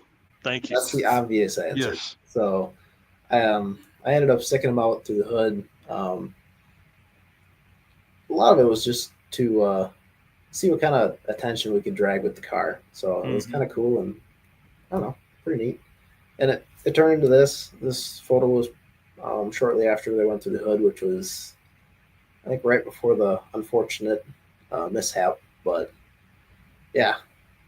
And I'll tell you, this car is a ton of fun to watch, or the new car is a ton of fun to watch. We're going to talk about the new car in a minute, but it's a ton of fun because, man, those turbos just rock when it's on the two steps. I'm sure at night this thing looks It is intimidating. Sick. It'll shoot like a 4 or 5 foot fireball out of both Yes. stacks and the wastegates, and it is the loudest car at the track on the two step. That's Yeah. a guarantee. Well, and I think what's really fun, and this is going to sound bad, but as young as you are, and then you pull up and it's got turbos out of the hood, and people are like, "Oh man, what do we got going on here?" And then like the car works, man. Yeah. You know, I didn't know it was a stick the first time you launched. And I was like, "Man, he left pretty easy." But then after learning, I was like, "Oh yeah. Yep. Keep things together, especially when you drive it all the way from home." Mm-hmm. So. Yeah, so walk us through this car. So this car is T56. Is this car T5, you said, or T56? Currently, it is a face-plated T56 from Tick Performance. It's their ultimate drag racing transmission. It's got a triple disc R monster clutch. It's a 6-liter LS with 237 PRC heads, twin 62, 67 millimeter turbos, just air-to-air intercooler. It's on pump E85, and it's on a ladder bar setup. Currently, it's sitting on coilovers. This picture was taken with the stock, pretty much stock suspension. So, Wow, that's awesome. And so this car, unfortunately, whoops. part of being a YouTuber is recording stuff and putting out there. But listen, I started recording to YouTube at 2016 or 17 because, man, I wanted those memories. Like I wanted that, and I wanted people to know if I'm willing to screw up, you can too, and it's fine. You know what I mean? Because it shows, hey, I got some resilience here. So tell us what happened. So long story short, probably about at this point, we've been testing and messing around on the street like a lot of car guys do, and we'd never had a problem with it. And, it's just, you kind of get looser on your checks and safety stuff, and just looser in general. And it kind of got the best of me anyways. And we always went and took our buddies for rides and stuff in each other's cars and whatever. And it was right after I got the faceplated transmission, and I've been driving around for a couple weeks. So, with the faceplated thing, and I figured out how to shift it without using the clutch, and went to go take a buddy for a ride and stuff, and didn't turn out so good. So a lot of it was I didn't do any of my checks that I should have. I should have set tire pressure. I should have changed shock settings. I should adjust the anti-roll bar for the extra weight on the other side of the car. But you were just going for, was it just a street drive? Yeah, we just went out on the street. And, yeah, man. And that's the thing. Oh, we weren't doing anything. We weren't crazy. So yeah, no. I got after it a little bit, and I think I had changed the steering rack as well from a regular gearbox to a rack and pinion, so that changed the ratio. Oh, nice. Yeah. So it didn't quite react the way I was used to, and a lot of it, it was just I wasn't quite used to how the car reacted, and maybe a little overconfident on my side, and it got away from me a little bit. I tried to pull a chute to save it, and it ended up tap dancing off into a ditch full of about 3 foot of swamp water. So that was fun. And as you can see, there's a tree-shaped dent in the backside of her, and I smoked a dead tree with it on the side. It spun the car around, and it's pretty twisted up. Yeah, I would say that's no good. Everybody walked away with no injuries or anything. We got extremely, extremely lucky, and that has been the last time we've ever been on the street since then. So, well, I was going to say the hardest part about experience is that you have to get some experience to know what to do next time. You know what I mean? Like, you get wild with it next time, it gets a little loose. You're like, I'm going to let out. Oh, yeah. Instead of trying to drive through, which, hey, we all have done that. We've all put cars in the ditches and on the side and then up against trees. Ask me if I know. So, new car, There was another shot in here. Hold on. So that's there after you. I'm sure after you got it home. Yeah, this shot here. So walk us through what's going on right here. Okay. The cage is actually my buddy Shootout that we built this last year. Because I was thinking, I'm like, dang, dude, I was like, how did that cage not get damaged? I was thinking it was under the floor of the Camaro. The cage actually, and there's an 850 cage, and it's completely untouched. It just destroyed the body. Yeah. But long story short, I'm rebuilding that car. I'm going to leave the tree-shaped dent in it because I think it tells the story, and it kind of shows people what you shouldn't do. And like, hey, don't be stupid. You can get hurt. Don't do it. Yeah.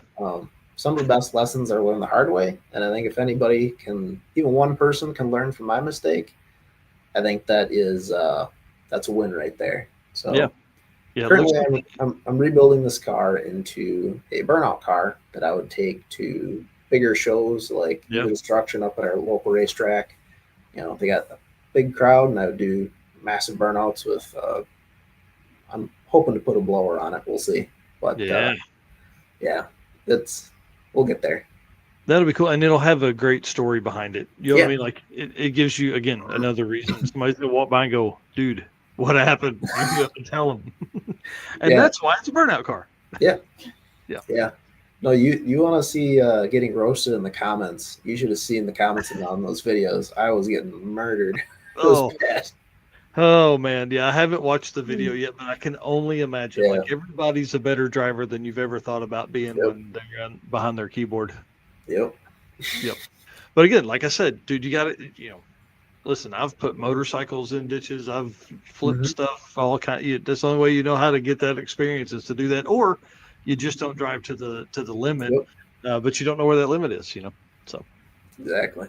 Yeah, so I'm just glad you guys weren't hurt. But tell us about this new car. So because from my understanding, this is a pretty quick turnaround. Yeah. So long story short, I've always heard stories of people getting scared of racing again after a wreck like that. And I love racing, and I want to continue to race. And I did not want that to be a fear for me. Mm-hmm. So I pretty much threw everything I had at building a new car. I remember at one point in time, I had $134 in my bank account. You were rich, dude. Oh yeah, I was all in on this deal, and we built the car in 2 months. We had this new car back at the track in 2 months. Man, that's crazy. Yeah, we found a chassis a week after the wreck, up about 4 hours north of us, and we went and got that the next day. Man, that's crazy. Did it already have a cage and stuff in it? It actually had the cage in it. That's why I bought it, because I didn't want to have to redo the cage, because that would take me another week or so. So, yeah. So was there a deadline? Like, was it a race you were trying to make? I mean, not really. It was just we were also challenging ourselves to see how fast we could get it together. And I really wanted to rip that Band-Aid off of racing and just get it over with, get back on the track, and get comfortable again, and but do it more responsibly this time. Well, I mean, you're already at the track. That helps. Exactly. Yeah. No, at least there's a safety crew there and stuff. So yeah. Any changes between the two cars, or did you basically just pull the powertrain, everything over, and put it in the new one? It's a very similar setup. This car has a lot more changes than the black car did. This is a ladder bar setup. So I went to coilovers in the back, and then just over this last winter, I put tubular A-arms in the front with coilovers and stuff like that. And I added a whole bunch of shock sensors and stuff last winter, and just trying to collect all the data that we can possibly get. Yeah. But otherwise, it's very similar setup. Yeah, same drivetrain. The rear end is actually out of that car. Believe it or not, it wasn't. Dang. It wasn't bent from what I could tell. I'm starting to have second doubts about it right now, but because it keeps chewing up the bearing on the passenger side. So I'm wondering if that housing is just a little bit tweaked, and it's just enough to. Put some heat and pressure. You'll be fine. Yeah, we had a spare one on the Heads Up Hustle. So nice. We were dialed. That's cool. Well, what engine management's in it? It's a Holly Dominator. Oh, dang, dude. Come Yeah. on. Yeah, I like your style. I go all in on everything. So Yeah, that's awesome. yeah. Yeah, normally it'd be, factory ECU or Terminator X, Yeah. but yeah, good job, dude. And Yeah. you start talking about data and data points. You almost have to have a Dominator at that Yeah. point to get everything. Especially in the stick shift game, because I made my own strain gauge. Because to buy a strain gauge shift knob, it's like $800. Mm-hmm. I don't want to spend that kind of money, so I just made my own. And I don't know if you guys know a feller named Evan Erkowitz. Oh, yeah. Yeah, he helps me out a lot, and Oh, nice. he helped me. I did the hardware side of it, and he kind of figured it out in the ECU and stuff, and That's awesome. it actually works pretty good. So what you're saying is you need to start mass producing those and I have thought about it, but selling those. we're gonna wait on that for a little while. Yeah, you got to get the car running 100%. Yeah, you're exactly. So let's talk ETs, man. What kind of times was this car running and or is running and all that? The fastest the car's ever been, has been a 910 at 155 on Man, about that's fast. 20 pounds or so. So Wow. we got time left on the table. I'm hoping to put her down in the 850s or 860s by the end of the year, but we'll see how that goes. But well, the weather only gets better from here. that is true. Boost weather. Yeah, right. And they're out front, so it's perfect. Exactly. It helps with all the stuff. It's like a Ram Air effect. Yeah. All right. Well, I want to talk about one last thing in the Detroit segment here, and then we're going to talk about the Heads Up Hustle next. Let's talk about this YouTube channel, dude. You do a great job. Bunch of videos over there. Man, a great follower account. So it means you're doing something right. So tell us why you started this, where it's headed. A lot of it has just been I enjoy making videos. I actually enjoy watching my own videos back sometimes, a year or two later, and just be like, oh, yeah, we did that. That was cool. Yep. It's kind of cool to capture a bunch of memories and get to show other people that, I guess, because there's a lot of people out there that don't have the know-how or don't want to or the money to attempt, some of these things, and I think it's kind of cool if we can share that. So, it's a lot of that.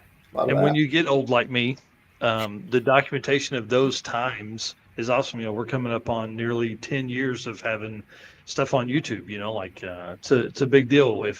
So one of our best videos on the shop channel that we have, it was my dad and I putting a seat cover on, and my dad passed in 2020. So my kids were too little to really spend a ton of time. So their kids will be able to watch, what their great grandfather would have been able to, so I mean, it's really cool to have that. And plus, here's my biggest thing is I want to be able to, when I'm telling the story and people are like, oh, whatever, I can be like, oh, well, hang on, let me just pull it up right here. I'll show you. It'd be easier if I showed you, Yeah. No, there's been tons of times I've done that. It's like, oh, you lit a Christmas tree on fire with your car? Oh yeah, here, look at this. Yeah, they're like, wait, what? Yeah, that's exactly right. There's a lot of cars that hopped Coke cans back in the 70s and 80s that nobody has proof of. But we'll all have proof of stuff we've done. So 4,000 subscribers, dude. Congratulations, especially on 78 videos. So it must mean you guys are doing something right. I'll tell you, it's pretty good numbers there.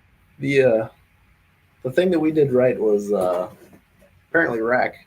That's where all the subscribers came from. I don't recommend that kind of growth. I don't either.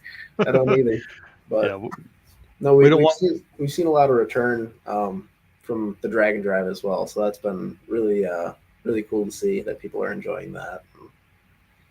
Well, perfect. Well, let's use that to segue into the Performa-Built transmission segment here. And just want to say thanks to Deechworks and all the stuff they do for us here. Love those guys. Mark Campbell is going to be on next week for episode 120 to talk about 850 racing, which, you're talking about 850 stuff. 850 in the stick car, craziness. Violence is what that is. So I'm excited to have Mark on. He's not a stick shift guy. He's a guy, but whatever. But Performa-Built transmissions build some of the baddest automatics on the planet. and Ryan and the team up there just know how to do it. They specialize in GM stuff, 4L60, 4L80. They've got the standing 4L60 quarter-mile record car right now. And if they can build a transmission to support 5,000-pound car in the high nines, you know that they can build something for your regular car. So Performer Built Transmissions, official transmission builder of Drag Drive Repeat. Okay, let's talk about this trip, dude. For the folks that are coming in just now, look, these young folks here, Nightmare Garage, Peter and Caitlin, drove this Camaro. Was this 1,000 miles, 800 miles, something crazy? Took a ferry across the water, did all kinds of fun stuff, did Heads Up Hustle 2025. So we're going to talk about that experience right here. Dude, this is a crazy map. Yeah, it was an awesome trip. We total round trip was 1,104 miles or something like that. Like it was one of those, test your build. Is your craftsmanship, as good as you think it is? So yeah. No, but we're kind of throwing around the idea of, going to Heads Up Hustle, and we're like, well, either we can drive through Chicago or we can take the Badger over, which is a ferry. And we figured that would be a really cool experience because it's only a couple times in a lifetime you might do that. So, especially in a cool car. Yeah. You should have seen the reaction from all the crew members. I bet. They're used to seeing like boring stuff, they'd be pulling and that thing just cackling, I'm sure. Yep. Yeah. No, we got to the ferry and they load the cars for you. So I was a little bit nervous about it, but hang on. Somebody had to drive this for you. They had to drive it onto the ship. It was pretty funny. The first Did you at least ride with them? Yeah, I rode with them. I filmed everything too. It was pretty good. Nice. No, but the first guy, he only stalled it once. I was pretty impressed with his performance. Dude, especially with like a triple disc setup. Yeah. Like what's the leg pressure on that thing? It's a hammer. Yeah. And it's connected. Yeah. Yep. It's no more slippage there. Yeah. Wow. Okay. Yeah. So you're coming across on the ferry. How long of a ride is that? It's about a 4-hour trip on the boat. Oh, sweet. So yeah, and it was kind of nice because it gave you a break too from the trip. You just sit on a boat, and I think we had some popcorn and went and watched some water and stuff, and took a nap on the deck. And honestly, it was very, very nice experience. If anybody gets a chance to do that, it is worth it. Very well, worth it. And I would think the 4-hour ferry ride is definitely cooler than adding. What would it have added time wise to the drive if you had driven to Chicago? It was about the same, actually. No way, Yeah. man. God, it just would have sucked Yeah, so much. exactly. And driving that car with the trailer behind it too. That trailer is shaped like a brick, so So it moves around some, and it's got a triple disc. If everybody is wondering, yes, it's a triple disc clutch on a street car pulling a trailer. It's like go. Locked up. Yeah, okay. We're good. No, to that point, one of the guys unloading it, I think it was maybe on a trip back, he unloaded it and he got a little bit excited and revved her up to like 3,000 and just kind of dropped the clutch. Oh. And he just did like a burnout, like 20 feet out of the Badger. Just yeah, that's awesome. It was pretty epic. Yeah. So you guys come across the boat, man. Like that part of Michigan, I'm really impressed with. It was really pretty, and I can only imagine what that part looked like as you come off the boat and across there. Yep. Obviously, we started at Ubley. I would say, I'm guessing here, probably your first time over that way. Yeah. So I've never been to Michigan. Never been on a drag and drive at all. This is his first time trying this out. We figured it was being that it's kind of a weekend deal, a 3-day thing. It'd be a good thing to kind of get our feet wet, and it's a good event to start on for sure. And I think we're hoping to go back as well. So yeah, I would definitely love to have you guys back. I think to me, it's the best way to set up for eliminations, right? Mm-hmm. Yeah, 2 days, 2 different tracks to work on your average, and then you come in and that sets the ladder for the elimination. I thought it was pretty cool. Yeah, I thought that was pretty neat. And so we got to Ubley. I think it was, what was that? Thursday night? Yeah, it was Thursday night.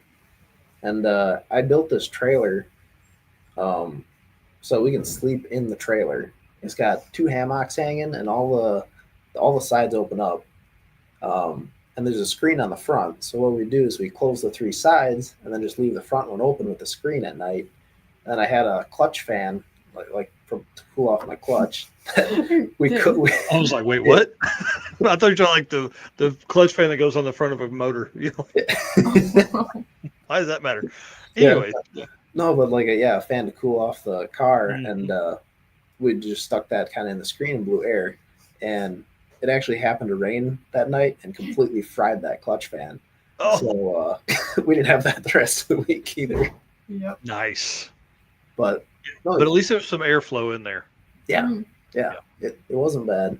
The hammocks, I'm 6'3", so the hammocks are only 6 foot. So I was, That was not good. It was kind of a game of Tetris fitting in there. But yeah. And how long was the trailer?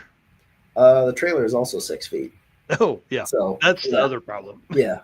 So you have a 6 foot piece of cloth hanging here, and you in it that's 6'3". Yeah. It didn't work out super great, but Caitlin's like, it was great. It was awesome. I loved it. Yeah, it was pretty good. Yeah, but he was like, "Oh, I found a new way to put my feet. I think it's a little better." And then he's like, "Nope, it's not better." Not better. No, I can't put these in that fan outside. Yeah. Open that back door up. I'm going to hang them out. Yeah. Yeah. The hammock's a pretty good idea. I'll have to say I have not seen that on Drag and Drive stuff. I really like that. We figured it was the cheapest option, and because I built that trailer for around $600. Oh wow! So when I priced out hotels, and it was going to be for us, being that we were going to stay an extra 2 days, it'd be around $1,000 for a hotel. So yeah, trailer and hammocks it is. So yeah, I mean 100%. And I say this all the time: camping will allow people to do more events. Yeah, exactly. Because you're not dropping $1,000 in a weekend to stay somewhere. Yep, exactly. Yeah, very creative thought process there. I like that. And so you built the whole thing for $600. That's one pretty impressive there. But then to think, instead of just laying like a mattress on the floor, which probably would have been easier, to be honest with you, you're gonna hang these up. But in theory, they would have been way more comfortable than a mattress on the floor. Yeah. There will be renditions, some changes for next time. So that's awesome. Yeah, the theory was we can still leave most of our stuff in the trailer underneath us if we want to, and the hammocks are always hung there. So when we get to the track, we just throw everything outside like a yard sale and jump in the hammock, and we're good to go.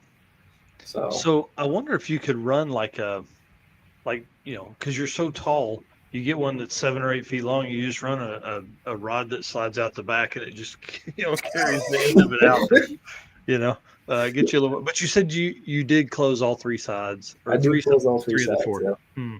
Yep. You just got to lay me diagonally in the trailer. Yeah. Get a couple extra inches. Yeah, I don't think she wants that. Then you're in her space. Yeah, I'll get elbowed really fast. Yeah, but interesting idea, man. I really like that. That's a good idea. And to build a trailer for $600, pretty inexpensive. Shows some will there to do some wheeling and dealing. Mm-hmm. So you guys camped all week. Pretty awesome. You said you stayed 2 extra days. What did you guys just stay to hang out? Stay to race somewhere? What was going on? It was just our travel days, really, because from there to Ubley was 6 hours, 8 hours.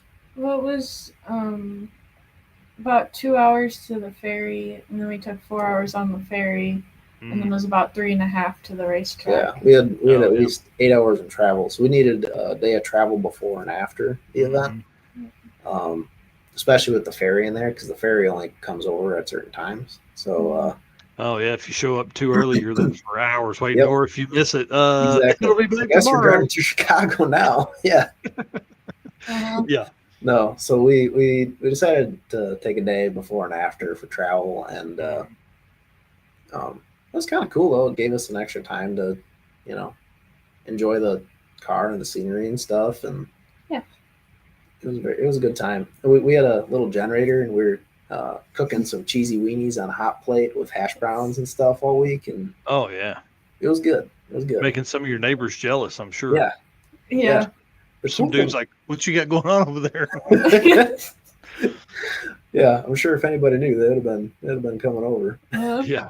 Well, tell me about this transmission repair on Sunday, because you guys had it was crazy. I want people to understand at home and the folks that are watching this, like we pull in Sunday morning and you're putting the transmission fluid in huge Ziploc bags, like gallon Ziploc bags.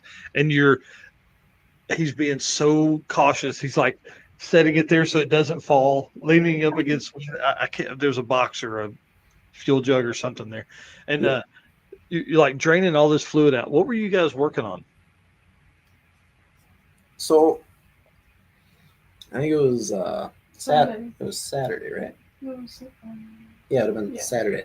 Started on Saturday. So we just had been to Mountain Machine as our checkpoint, and just after that, just as we were getting into like the Detroit area, like just into it, the clutch pedal went away. There was no clutch at all, like none.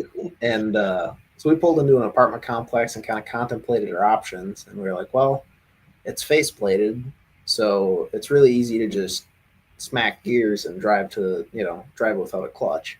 Mhm. So we were running it on the starter at stoplights and stuff. We flipped the ignition on and just put it in first and just let it rip on the starter for a while. Yeah, it And, was Poor bad. starter. yeah, which we got really lucky about another thing too. Earlier that day, we had made another repair at Melling. The main power wire had completely fried itself, and the car wouldn't start anymore when we got to Melling. It had been starting hard a couple of days before that. So Melling actually, it was really cool. We basically got a private tour of Melling because they helped us fix it and stuff. So Because you're like, please, I need help. it was awesome. It was super cool. That was cool. But no, so if we didn't fix that wire first, we'd have been completely screwed. But Oh yeah. so yeah, we limped it. We were like, well, we got to limp it to GM Performance and get our picture taken there or whatever, and then back to Ubley. So I think it's about a 3-hour drive from where it first kind of broke. We weren't really sure what was wrong with it. We figured it was either a master cylinder or a slave cylinder. I had a spare slave cylinder for some reason. So you're like, that's what we're doing. I packed like 3 parts, and one of them was a slave cylinder. So 8 hours from home. We yeah, have 3 parts for repair. yeah. Yeah. But we were throwing darts at a wall. It was hoping it sticks. So no, we limped her back to Ubley. We got there probably around 10 o'clock that night, Yeah, something like that. downtown. 10 o'clock, and super pretty drive. It was awesome. Sunset Best- was really cool. Yeah, it was the best sunset we've seen all week. And we were just hoping, we were like, all right, well, on the drive home, the clutch pedal has slowly started to come back up a little bit. So we're like, okay, maybe it's rejuvenating on itself. I love problems that fix themselves. Yeah, totally. So we got to the track, and we're like, all right, well, let's leave it overnight. It'll cool off. Maybe we just completely bake the fluid, and maybe we'll get away with it. And so next morning, I went to go check on it and see how it was doing, and just pushed it with my finger all the way to the floor. Just nothing. Dang it. So we're like, all right, well, we're still going to finish because we'll just run it on the starter, and off the line and just race it that way. We're not going to win or anything, but we'll finish and it'll be awesome. But one of the other racers was kind enough to go grab us some brake fluid. So we threw that in the reservoir and started trying to figure out exactly what it was. And shortly after, I realized it was just dumping fluid out of the slave cylinder. Oh yeah. So at that point, we had about 2.5 hours till elimination started, and I figured we could probably pull the tranny in 3 or so. So we're gonna go for it and see if we can make it stick. Yeah. And so yeah, we went for it, and yeah, that's where the baggies come in. So the tranny takes special tranny fluid, and you can't find it at like any auto parts store. Oh, of course. Yeah, 2000. It's blue, and Smurf. Yeah, it looks like a Smurf. Yeah, it does actually. Yeah. But no, you can't find it anywhere. And I only had about 2 quarts extra, Oh along man. with me, so we had to make sure that we saved it. Yeah. Um, Yeah, it was very tense. it Like was that, like yeah, as you guys are draining that is when I walk up with the camera and I'm like, I'll come back. I'll come back. yeah. And then you guys thrashed on that for I mean at least 2.5 or 3 hours. Like it was Yeah. solid thrash So over there. about 2 hours in or so, we finally got the tranny out. Mhm. We never actually pulled the transmission out off of the car that way. Usually, I just pull the whole motor and trans out, and it's all done. Yeah. So long story short, it actually doesn't come off easily at all. Like there's a lot of stuff that's in the way, and we ended up pulling the bell housing off the motor, and that didn't work. So we ended up pulling the transmission off the bell housing, and like that barely squeaks by. Oh my gosh. It was not a good deal. Yeah. But yeah, we did that. We got our slave cylinder changed out and stuff for the old one I had, and along the way, some of the racers were super kind and helpful Yeah. and brought us a tent and everything. That's a lifesaver on that day. It was hot. It was. Yeah. But about 2 hours in, we finally had it out, and John Paul came and talked to us, and he's like, "Hey, just we're gonna be calling you guys here in like 20 minutes or so. So, how close are you guys?" We're like, probably not gonna make the round call. So, it's unfortunate, but is what it is. But we still got to drive the thing home, so we got to fix it either way. Yeah. We're still hustling away on it, and we hear through the grapevine that somebody blew a tranny line or something and oiled down the entire track And turn lane. and return lane or something. So we were like, "Oh, that'll take a while to clean up." So we got to go. Yeah. So that bought us about, I think it was around a 3 hour like cleanup or something like that. It was a while. It was at least 2.5. Yeah. So we, long story short, we got everything back together. We got all the fluids in it and stuff. We got the clutch bled. It was kind of not perfect, but it was going to work. We had the buy run, so we just had to break the beams. Oh yeah. So we ended up making the round call by about 30 seconds. Hang on. You had the buy run because you were the number one qualifier. Oh, I thought we were number 2. Oh, I thought y'all were number one qualifier. I thought that's why you got the buy. I don't know. I think we ended up being second to the Mustang. Yeah. He was kicking our butt all week. He was like 3/10 faster or something. Oh, I thought you guys. That's why I thought you guys had to buy. Yeah. Anyway, sorry. Yeah. Cool. But, no, it was still cool to run second all week, and But so we got up there about 30 seconds before, and we are both wiped out. I made my pass. It was not a beautiful pass. It blew. Hang on, sir. You just skated right by that, y'all. I want you to understand. Everybody, listen to this. I'm literally in the tower calling these. We get the track back together. The car that blew the transmission line was the third car down the track, right down the right lane. So we had Unlimited had ran. That was like True Street or something like that. I can't remember the class name. And then it was one more class, and then Stick Shift. We're halfway through the class in front of Stick Shift, and he pulls up. Like, this is a big deal. You're trying to blow over it. I mean, dude, like, you literally slide in middle of the line to end up in your spot. It's pretty awesome. No, I could tell you everybody in the pits was cheering for us too. They were they were all like running around, and they're like, "What do you need? Do you need a ratchet? Do you need a 12-point socket?" And then they were like wrenching on stuff, and they're like, "Man, this bolt sucks." And he's like, "How many more do we got?" And you just hear them like talking to each other and yelling at the car. It was so funny. It was really cool just like to see the drag and drive and like car enthusiast spirit kind of like in real life. Like, you hear about it, but like it's a real thing, It was really cool to see.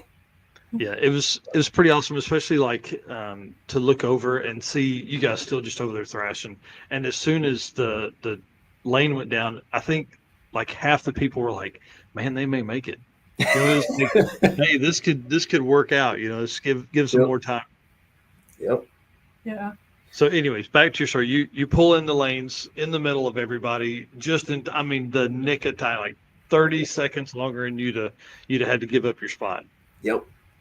And yeah, I make the pass. It's blows the tires off because the clutch is all jacked up now because it's not sitting right, and the way I built my own clutch tamer for the car that we're still working out the bugs on.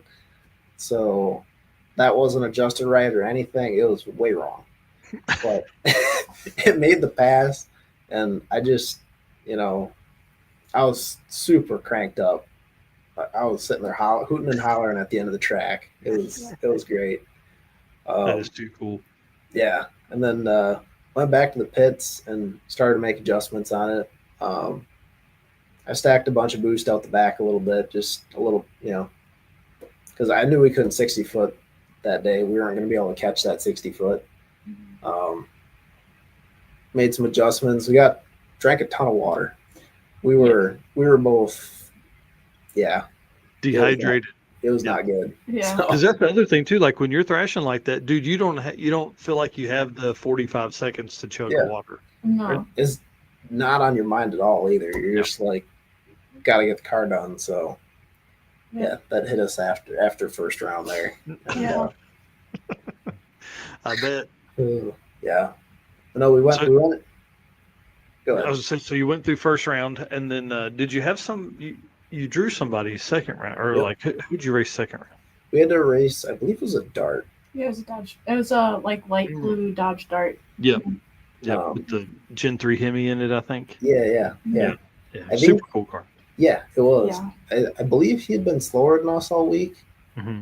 by a little bit, so I wasn't crazy worried. But we talked to him before the night before the pass, Yeah. and he was a pretty awesome dude. He was So, but yeah, we ended up racing him. He got out on me in the 60 foot by a lot. He was probably 2 cars out, and then I just chased him down. I think I had like 20 pounds out the back or something. So it was chooching. Train. It's coming. Yeah. And I think I put a car or so on him by the time we hit the stripe. But That's awesome. it was a good race, and it was a lot of fun. Mhm. I've actually never heads up raced before. Oh either. wow. So it's it was very Yeah, fun. having to leave together, having to Yep. get passing by the end that's pretty important. Yeah, it's awesome. Mhm. So by third round, made some more changes of stuff, put more on the scramble because we knew that we were in the finals, and we knew the Mustang was way faster than us, and we're like, well, maybe he'll make a mistake and we'll actually have a shot at this. So I put a bunch on the scramble just in case, and we ended up going up there. And in the second round, I'd heard him fire his car up, and something sounded really chunky, like just like his fuel pump or something didn't sound right. So that was just floating around in the back of my mind. And we go up for the finals, and I pull into the water box, and I'm sitting there waiting to do my burnout, and I'm like, what's going on? He's not pulling into the box. Like, he's got his front tires in, but he just stopped there, and I'm sitting there watching him. After a little while, I don't know if he got out or whatever he did. Yeah. Yep. And the starter guy on the line kind of waved me through to do my burnout and go. I was like, holy crap, I think he broke. Like, Yeah. that, not the way I want to win, but Right. it kind of sucks. I would rather had a race and honestly almost take second place, but Yeah.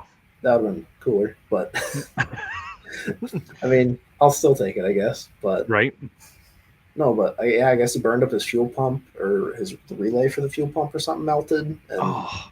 Yeah, I went and talked to them right after he made his pass, and the one guy that was with him said he just saw a bunch of white smoke come out the back, and he went up and he was like, nope, you're done, because they burned up the relay on the fuel pump right there. So Dang. yeah, Well, it's probably better they didn't try and make some kind of pass and lean on it and yep, blow then everything blow to the whole shreds. thing up. Yeah. Yeah. So Wow. the pass in the finals was the slowest pass we made all week long. So it's a darn good thing. Yeah. Dang, We- dude, that's we- tough. We got lucky like 4 or 5 times throughout eliminations, and honestly, all of race week. It was, Yeah, I would say was you, crazy. you earned that luck, Yeah. thrashing like that to get that car back together is pretty cool. That's a story that'll never happen twice. It's Yeah. it's I'm I mean, I want folks at home to understand, literally 20, 30 seconds later, and he wouldn't have made the call. It was that close. So it's pretty cool to see that happen, and just to know that you guys thrashed that hard to get there.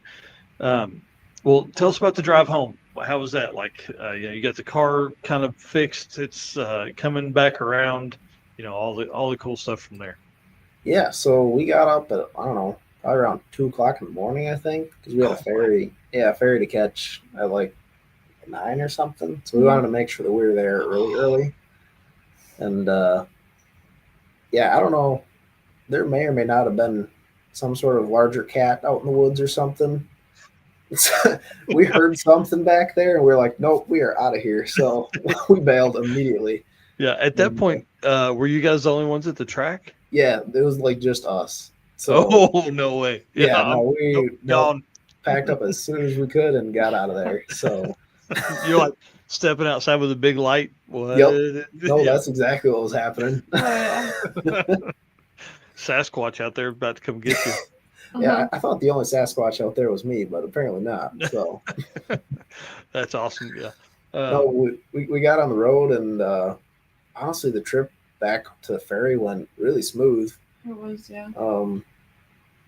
Yeah, we got to the ferry, I think around 7 o'clock, 6 o'clock. Yeah, about 6 o'clock.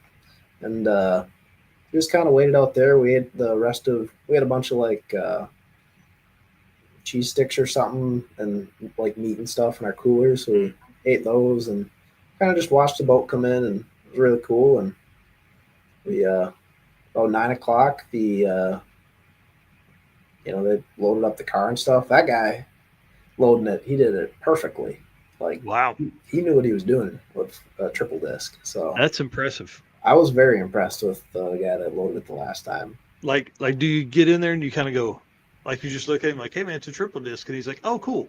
Yeah, pretty much. That's pretty much. He was like, okay. Yeah, he did not seem phased at all. So wow.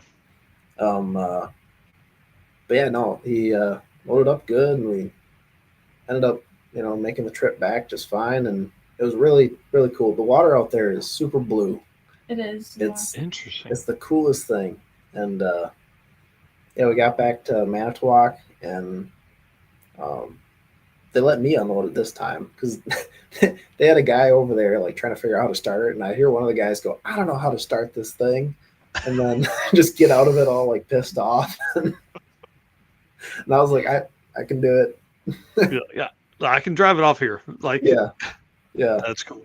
So drove it off, and then the rest of the drive home, that went really well. It was just really hot. It was so hot. It was really hot in the car. Sorry, I meant to put this photo up. This is you guys accepting your awards there. Yeah. They were super cool looking awards. Like, they even had the metal flake in them. They're really cool. Yeah, we were very impressed with them. But dang, I can't get it close enough there. I can't zoom in any more than that. But yeah. Mm-hmm. Yeah, he does a great job, man. I really like the Heads Up Hustle trophies. Mm-hmm. Yeah, he does good there, especially for stick shift, because they're all a stick shift style, Yep. No, we were pretty fired up about that. Yep. And then what was the other award you guys got? Yeah, we also got an award for furthest travel as well. So total trip was 1,100 and some miles. Man, that's crazy. It's true test of a feller's craftsmanship. So yeah, and especially, I mean, I'm sure it's not that uncomfortable with the air conditioning and the leather seats, Exactly. Yeah, totally. Man, you guys are nuts. I have ventilation and heat in the car. Even there's just some big holes in the firewall like this that blow hot air. Yes. Love those in the winter or cold. Yeah, it's actually kind of nice. Not so much when it's 107 outside. Yep. No. 157 under the hood. Yep. So no, but that's cool. Yeah, I'll drive the car all year round too. So wow. Mm-hmm. Well, and you stick shift guys are crazy. You know what I mean? Like you're built different, man. It's pretty neat. Well, tell us, like, do you have another drag and drive on your mind? Do you got one more you're planning on? We may try to make it back to the Heads Up Hustle this next year. We'll see. We have weddings and stuff in July. Nice. So we'll see how that goes. But I think we'll definitely be trying to do another drag and drive here in the future. Yeah. Like other people's weddings? It may or may not be ours. Oh, so. yeah. That's what we were going to talk about next. So congratulations. That's pretty exciting. Thank you. Yep. I was jumping on trying to dig through and get some more photos for the thing today, and I saw that post, and I was like, man, that's awesome. So congratulations to you guys. That's pretty cool. Yeah. No, I was planning that before the drag and drive, but after the drag, like, she was down there with me, elbows deep in grease and grime, and it's just you don't find another one like that. So. No, that's for sure. My wife is amazing, and we've been together a really long time, but she is not going on a drag and drive with me. Like, don't want to touch it. I don't like being hot. Don't ask me. But that's part of being together for a long time. You know what comes and what goes. So that's pretty cool. So congratulations. Thank you. Thanks. Thank you. Yeah. So the gift you guys can give them, if you're not already doing it, is to go follow Nightmare Garage and be kept up on the wedding there, and then we can all give some race car stuff as we get closer. That would be awesome. Yeah. Well, sweet. Well, what else? What haven't we covered? What's going on? What race can people see you guys at? We don't have too many races left this season. We may end up at Rock Falls. We might end up at Great Lakes Dragway, and we'll be at Kakana some more yet. Say that one more time. What? Kakana. Oh, okay. Yeah, Wisconsin International Raceway. There we go. Oh, gotcha. Okay. It might be there. I'm kind of still helping my buddy build his 67 Chevelle, which is that cage that you showed earlier. We built that cage last winter. That was also a cool experience. It was the first time. It was a 750 cage. First time we ever tried building anything like that, and it turned out really, really nice. So yeah, let me flip back to that photo real quick. We'll bring it up, and then we'll let you guys go. Hold on, just say we're almost there. I promise. Yeah, that's pretty awesome. So cut the floor out of the car. I take it. Yeah, it looks like whole body. Yeah, I'll say I didn't see this, and I didn't put the picture of the car in there. I'm sorry, because I was thinking this was for the new car. Yeah. Yeah, new frame rails and everything in the back. Man, that's a huge build. Yeah. No, it was a great learning experience, and it's something cool that we can say that we did and we know how to do now. So yeah. I'm all for learning new things and learning the hard way, unfortunately. But so for Nightmare Garage, is that like are you moving towards that? Do you want to do some of that fab work for some folks? Do you want to do this for fun?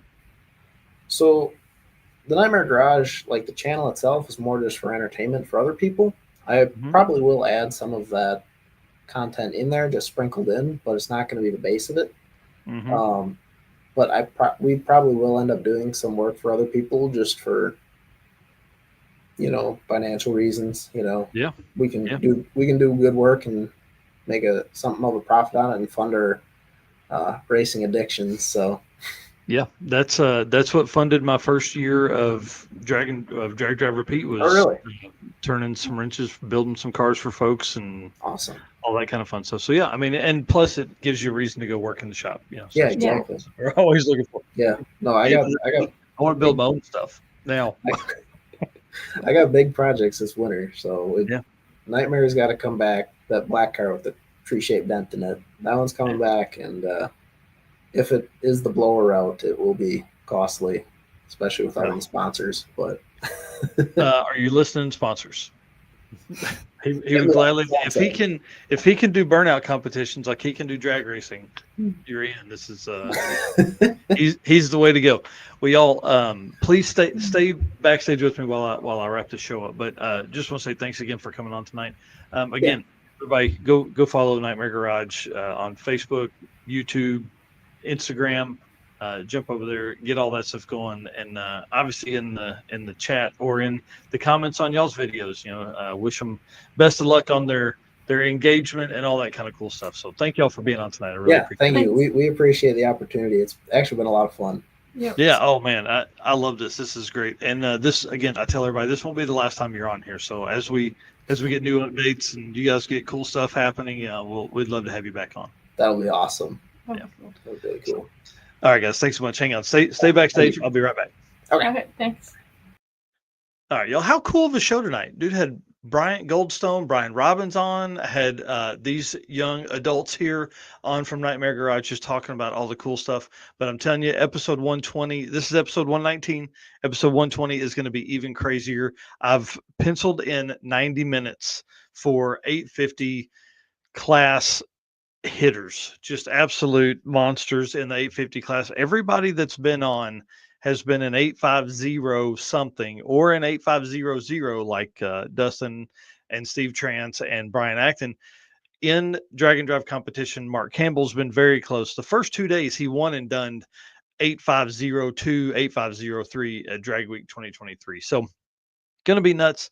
Y'all know that is my jam. I love that class. I feel like that class is like just the beast of a street car. Anytime you can go consistently 850s, it's pretty impressive. So they're going to be on next week. It's going to be awesome. I can't wait to do all that with those guys. Again, I've put out 90 minutes. So that's kind of our plan there, is to do that. So thank you guys so much for being our race car friends. Thank you for being here. I can't say it enough. Thank you for the comments. Thank you for all the stuff. Azim Sheik over here saying the great show. Thank you very much, sir. I appreciate it. Thank y'all for watching tonight. All that kind of cool stuff. And we appreciate you guys. And one last time, thank you to our sponsors. We really can't do this without them. So if you're shopping, please hit these guys up. Summit Racing, Deech Works, Molly Motorsports, Driven Racing Oil, Howard's Cams, J-Wire Solutions, AFCO Racing, Performer Built Transmissions, Car Change 3D, Power Tube TV, WAF Racing, Sweet Patina, and Racing Junk Classified. Screenshot this right here and just go shop those guys, see what you can get over there. Y'all appreciate it. See you soon.